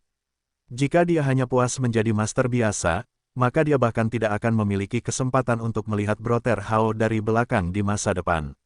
Li Yiruo telah menguasai sekitar 10 dari ratusan teknik pedang di lantai 2 menara pedang. Dia menghabiskan lebih banyak waktu untuk meningkatkan budidaya kinya. Namun, dia jauh lebih pintar dari Zhang Fan. Dia telah mencatat semua teknik pedang dan menyusunnya menjadi kitab suci pedang, sehingga dia dapat mempelajarinya secara bertahap nanti dan menggunakan hukum khusus langit dan bumi di medan perang Sage untuk meningkatkan budidaya kinya. Itu adalah prioritasnya. Sudah lama berlalu dan dia mengkhawatirkan keselamatan Ding Hao setiap hari. Sulit membayangkan bahaya di jalan kuno menuju barat. Selama beberapa hari terakhir, banyak master yang mundur dari kota, membawa berita mengejutkan. Para jenius hebat di masa lalu semuanya terbunuh seperti rumput liar. Banyak sekte telah dimusnahkan sepenuhnya, termasuk beberapa master tertinggi di tingkat kerajaan iblis. Beberapa master yang baru saja melarikan diri juga penuh luka. Mereka akan gemetar ketakutan saat menyebut kata, jalan kuno menuju barat. Jika Ding Hao tidak memperingatkan dia dan Zhang Fan berulang kali untuk tidak memasuki jalan kuno menuju barat, mungkin dia akan memasukinya tanpa ragu-ragu untuk menemukannya. Penantian hari demi hari bagaikan siksaan selama puluhan juta tahun. Jika bukan karena kultivasi yang membosankan dan rumit, Li Yiruo pasti sudah gila. Setiap hari, dia akan berdiri di puncak menara pedang untuk menatap ke arah jalan kuno menuju barat. Itu adalah momen yang paling dinanti dan menyiksanya. Setiap hari setelah senja, dia akan melihat ke arah itu, berharap di bawah sinar matahari keemasan, sosok itu perlahan berjalan keluar dari jalan kuno dengan senyuman di wajahnya. Sayangnya, dia kecewa setiap hari. Dia menyaksikan bagaimana matahari terbenam dan kegelapan menyelimuti bumi, tapi tidak ada keajaiban. Itu adalah hari terakhir Sage Battlefield. Dia bertanya-tanya apakah kakak senior Hao telah menyelesaikan perjalanannya di jalan kuno menuju barat, menemukan reruntuhan misterius, dan bahan ilahi serta obat-obatan berharga untuk menyempurnakan ramuan misterius tanduk ajaib. Li Yiruo tenggelam dalam pikirannya. Tanpa disadari, matahari akan segera terbenam, hanya menyisakan separuhnya yang menggantung di langit. Ini adalah hari terakhir. Saudara Hao, mengapa kamu belum kembali? Li Yiruo merasa cemas. Tepat pada saat ini, boom, ledakan, ledakan, ledakan. Setelah serangkaian ledakan keras, langit dan bumi mulai bergetar, dan langit tertinggi yang megah mulai bergetar. Bangunan demi bangunan mulai runtuh karena guncangan hebat. Tanah retak terbuka dan menampakkan surga di bawah. Tak terhitung banyaknya orang yang lari keluar gedung dengan panik. Apa yang terjadi? Li Yiruo tampak bingung. Seharusnya tidak seperti ini, meskipun waktu untuk meninggalkan Sage Battlefield sudah habis. Kota besar di surga tertinggi telah ada di dunia ini sejak lama, dan medan perang Sage telah dibuka dan ditutup berkali-kali. Jika setiap kali terjadi guncangan sekeras ini, kota besar itu pasti sudah hancur jauh sebelumnya. Waktu berlalu, namun guncangan hebat ini tidak berhenti. Sebaliknya, Hal itu menjadi semakin intens. Bangunan terus berjatuhan di kejauhan. Bahkan 8 negeri terlarang di dekatnya menunjukkan tanda-tanda kehancuran, dan surga ketujuh berada dalam kekacauan. Oh tidak, Guru Shimen, wajah Li Yiruo berubah, dan dia segera bergegas ke lantai 2 menara pedang. Dia memasuki kamar tidur, Shimen Qianshui, yang sedang berbaring di tempat tidur, sedikit mengernyit.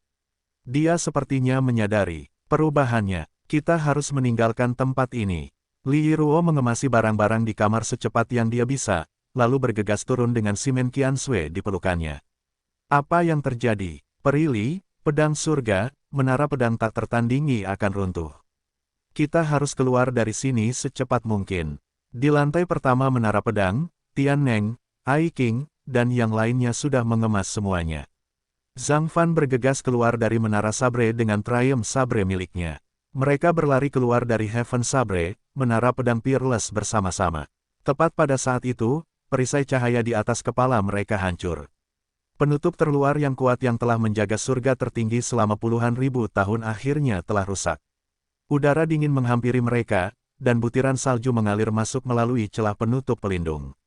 Pada saat yang sama, tanah di bawah kaki mereka telah runtuh seluruhnya. Potongan-potongan tanah telah jatuh ke langit di bawah mereka. Ayo pergi dari sini, Zhang Fan berteriak. Dia mengayunkan Triumph Sabre miliknya, cahaya pedang bertindak sebagai perisai, menghalangi batu-batu besar yang tak terhitung jumlahnya. Di kejauhan, sesosok tubuh melintas. Itu adalah Shen Buhui. Tempat ini akan dihancurkan. Seluruh surga tertinggi sedang runtuh, kota kuno ini sudah selesai, pekik Shen Buhui sambil membawa tas besar di punggungnya. Segala sesuatu di bawah surga ke-6 telah dihancurkan.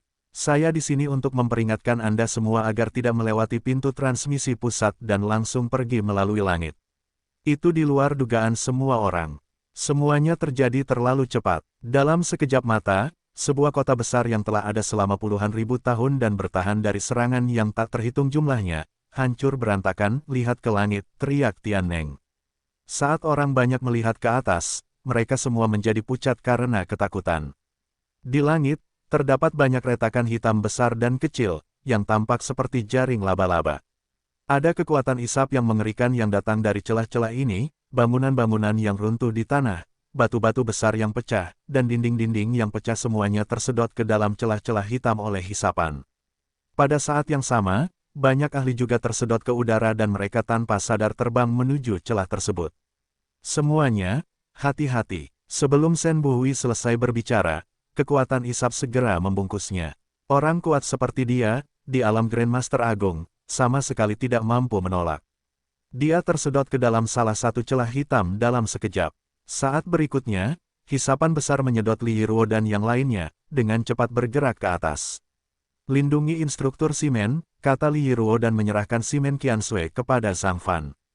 Kekuatan fisik pemburu muda itu sebanding dengan kaisar bela diri, dia yang terkuat di antara mereka semua. Dalam skenario seperti itu, dialah satu-satunya yang mampu benar-benar melindungi Shimen Qianshui yang sedang koma. Yiruo, hati-hati, pegang aku, Zhang Fan berteriak. Angin kencang membuat masa kewalahan. Angin kencang mengalir deras ke mulut mereka begitu mereka membukanya.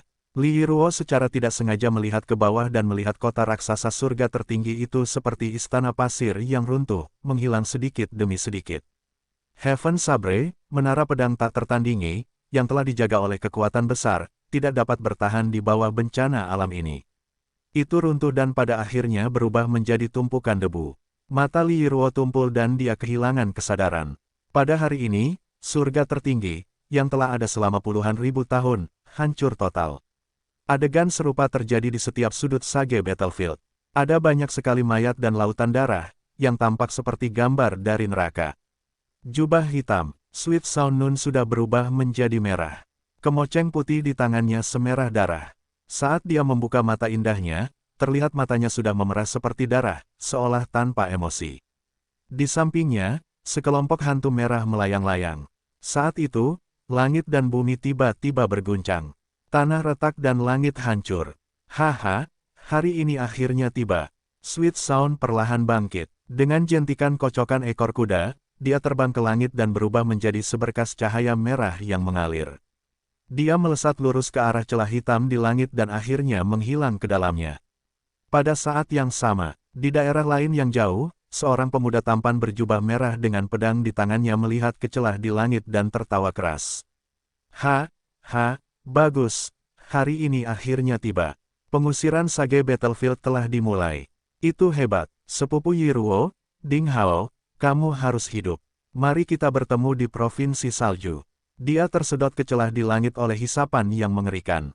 Pada saat yang sama, seorang pemuda berjubah kuning, secantik seorang wanita, sedang duduk dengan tenang di puncak bukit. Dia melihat gunung-gunung yang runtuh di sekitarnya, kemudian dia melihat ke bawah pada bekas luka yang tebal di tubuhnya dan kemudian melirik ke arah binatang buas, yang telah mengepungnya selama hampir setengah tahun, merengek seolah-olah akhir dunia telah tiba. Dia menghela nafas, melompat dan bergegas menuju celah. Wow, dengan raungan yang aneh, seekor harimau putih bersayap melompat dan mengikuti di belakang pemuda cantik itu. Sayangnya salah satu sayapnya terluka sehingga tidak bisa terbang tinggi sama sekali. Apalagi hisapan di langit sepertinya hanya menarik perhatian orang luar, penduduk asli tidak bisa merasakannya sama sekali. Harimau itu akan tumbang, sama seperti spesies yang masih hidup di tanah tak tercemar lainnya, dan mati di gunung berapi di bawahnya. Haha, kamu sudah memburuku selama setengah tahun. Lupakan saja, kenapa aku tidak mengantarmu hari ini. Pemuda berjubah kuning yang melayang di langit punya ide. Dia mengikatkan tali putih pada sayap harimau putih dan menariknya ke celah di langit.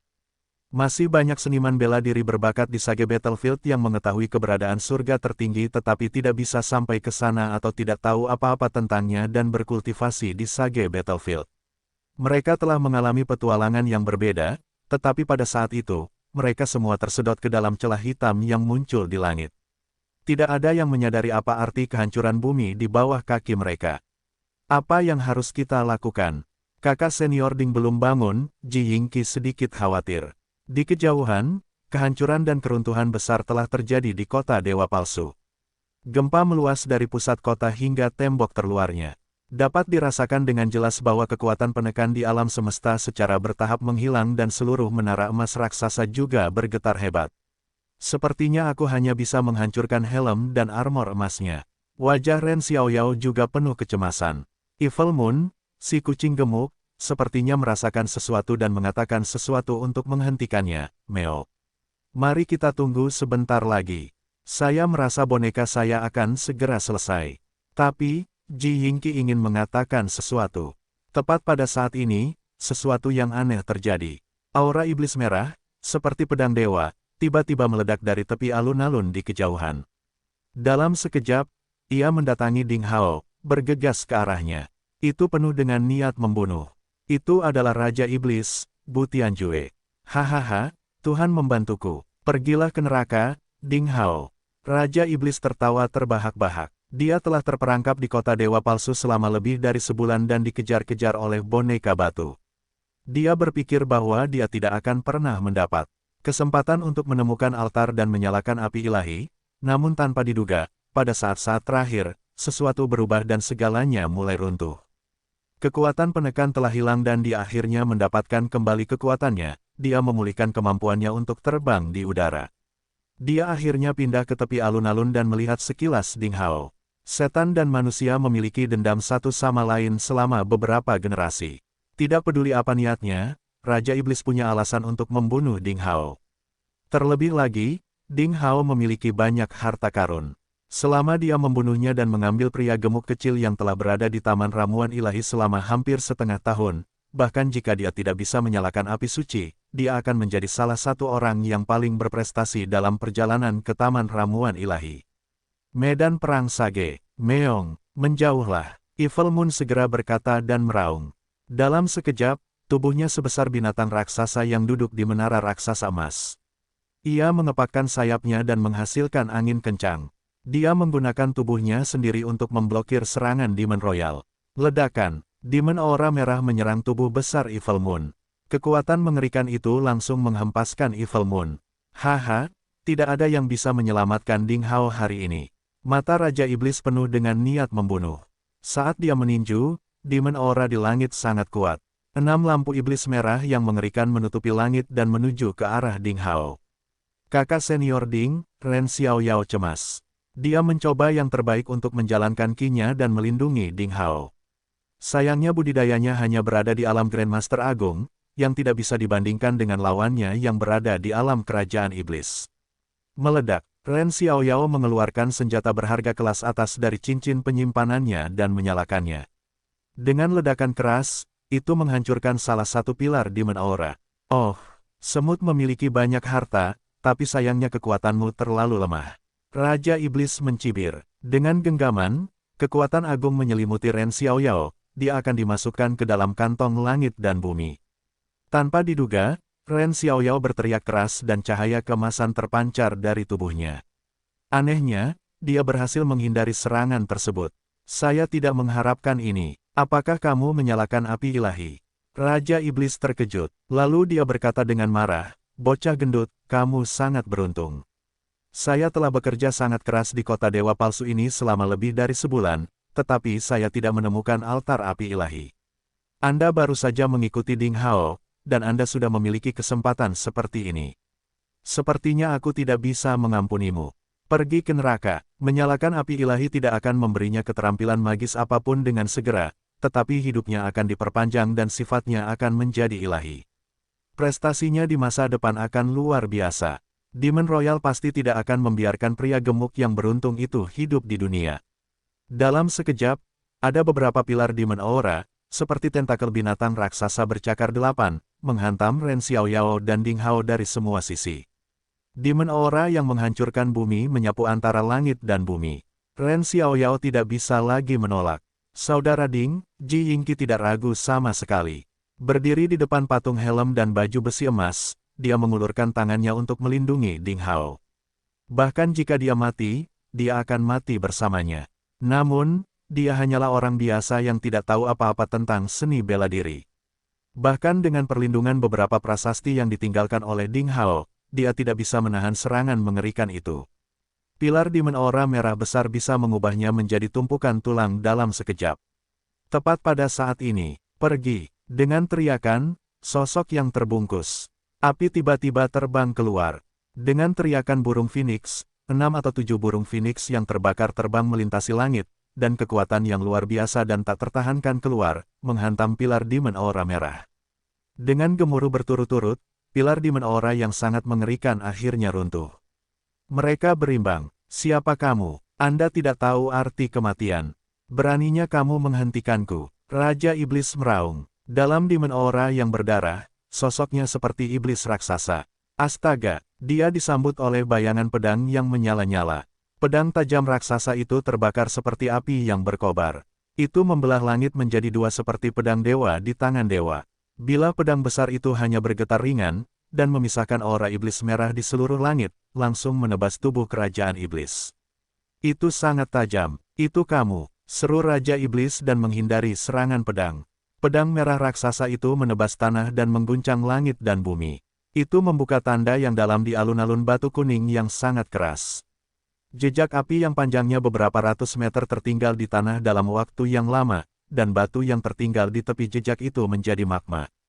Api Phoenix merah tampaknya mampu menyulut batu. Kekuatan pedang ini benar-benar menggemparkan dunia. Itu adalah serangan pedang yang mengerikan di atas alam kaisar bela diri. Raja Iblis, Bu Tianjue, terkejut. Dia telah mengenali bahwa ahli wanita misteriuslah yang memiliki salah satu potongan peta tablet batu. Dia diselimuti api dan jarang bekerja sama dengan kekuatan lain. Tidak jelas apakah dia iblis atau manusia. Dia sangat misterius. Tanpa diduga, dia menyelamatkan Ding Hao saat ini. Siapa kamu? Mengapa kamu menyelamatkan Ding Hao? Raja Iblis berteriak dengan marah. Masih belum ada jawaban darinya.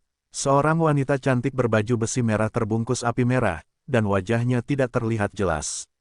Dia memiliki bentuk yang bagus, seperti peri yang turun ke bumi.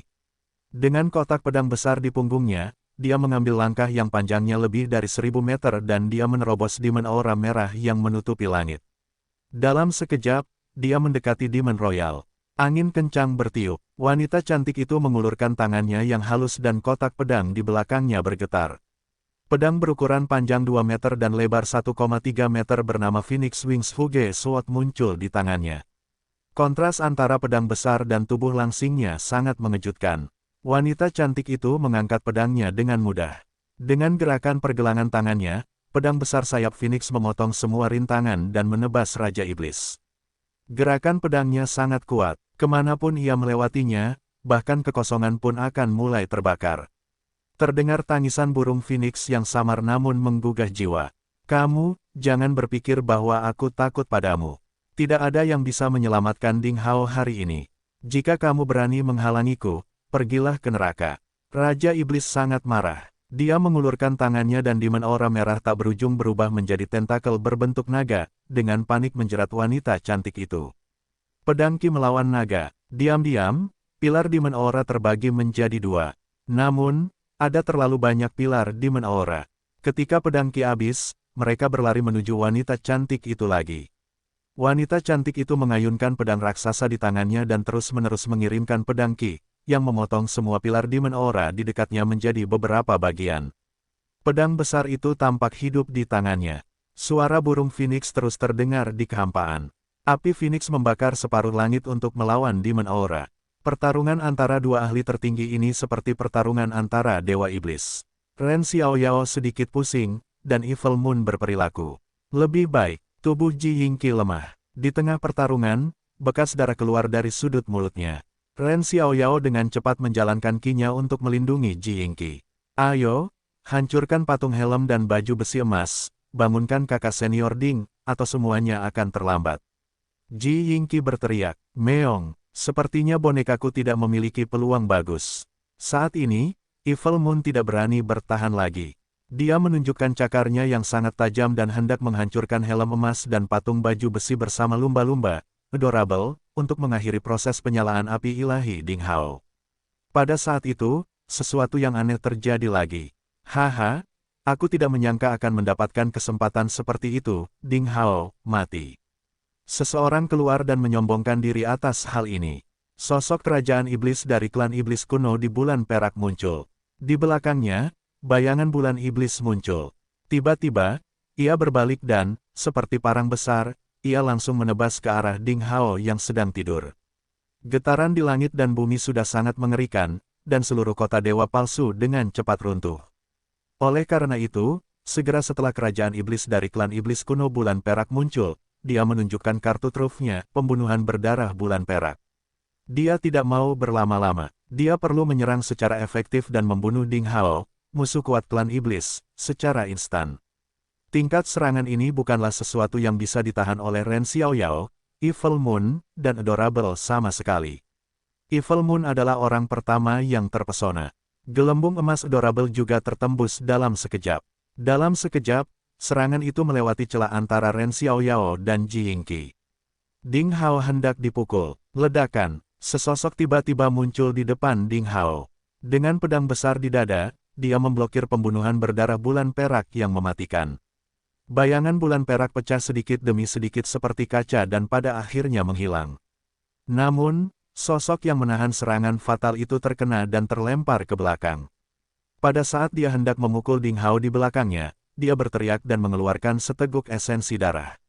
Dia berhenti tiba-tiba dan tidak mengganggunya. Itu masih sosok cantik sebelumnya. Api yang ada di sekujur tubuhnya tersebar, memperlihatkan wajahnya. Itu adalah wajah yang sangat cantik. Rambut merah panjangnya, seperti api yang menyala-nyala, berkibar tertiup angin. Dia memiliki mata yang jernih dan tegas serta kulit halus yang menutupi keindahan segala sesuatu di dunia. Hanya dengan melihat sekilas alis dan tubuhnya yang indah, banyak orang jenius yang akan tergila-gila padanya. Bersamaan dengan kecantikannya, ada sentuhan keluhuran dan keganasan. Dewi perang yang tidak bisa dinajiskan. Kakak senior Ji Yu, Ren Xiaoyao kecil yang gemuk tidak bisa menahan diri untuk tidak berseru. Wanita cantik ini jelas merupakan salah satu murid paling menonjol dari sekte pencari ilmu pedang, Xie Jiyu. Ren Xiaoyao sedikit terkejut. Dia tidak mengira dia adalah Xie Jiyu.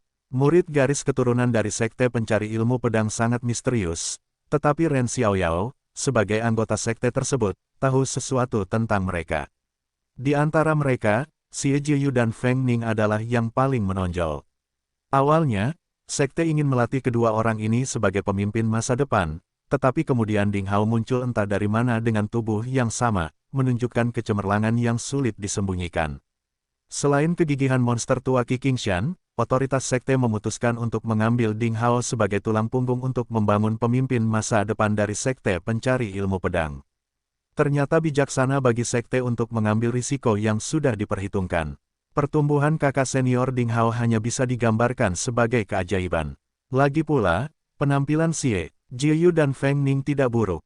Tapi aku tidak pernah berpikir bahwa Xie Jiyu bisa sekuat ini, cukup untuk bertarung melawan prajurit paling kuat dari klan iblis tanpa dikalahkan. Kekuatan tempur seperti itu tidak lebih lemah dari Ding Hao. Dikatakan bahwa kakak senior Ding Hao dan kakak senior Xie Jiyu adalah sepasang kekasih. Hari ini, Dewi Perang rela mempertaruhkan nyawanya untuk melindungi Ding Hao.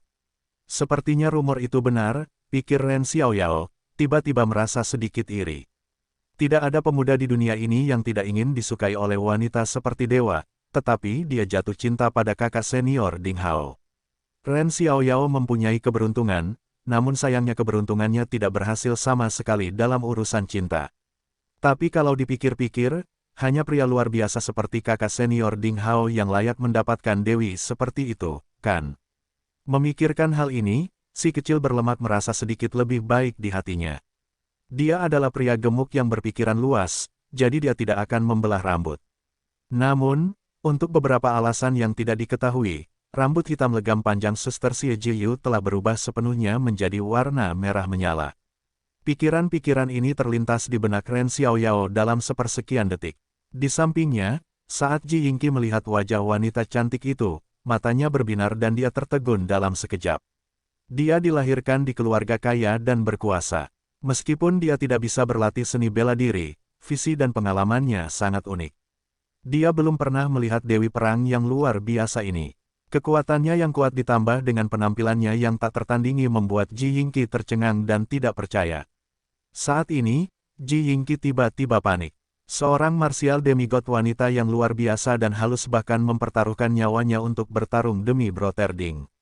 Ternyata dia punya orang kepercayaan di sisinya. Bukankah itu berarti aku? Sedikit kekecewaan melintas di hati gadis lembut ini.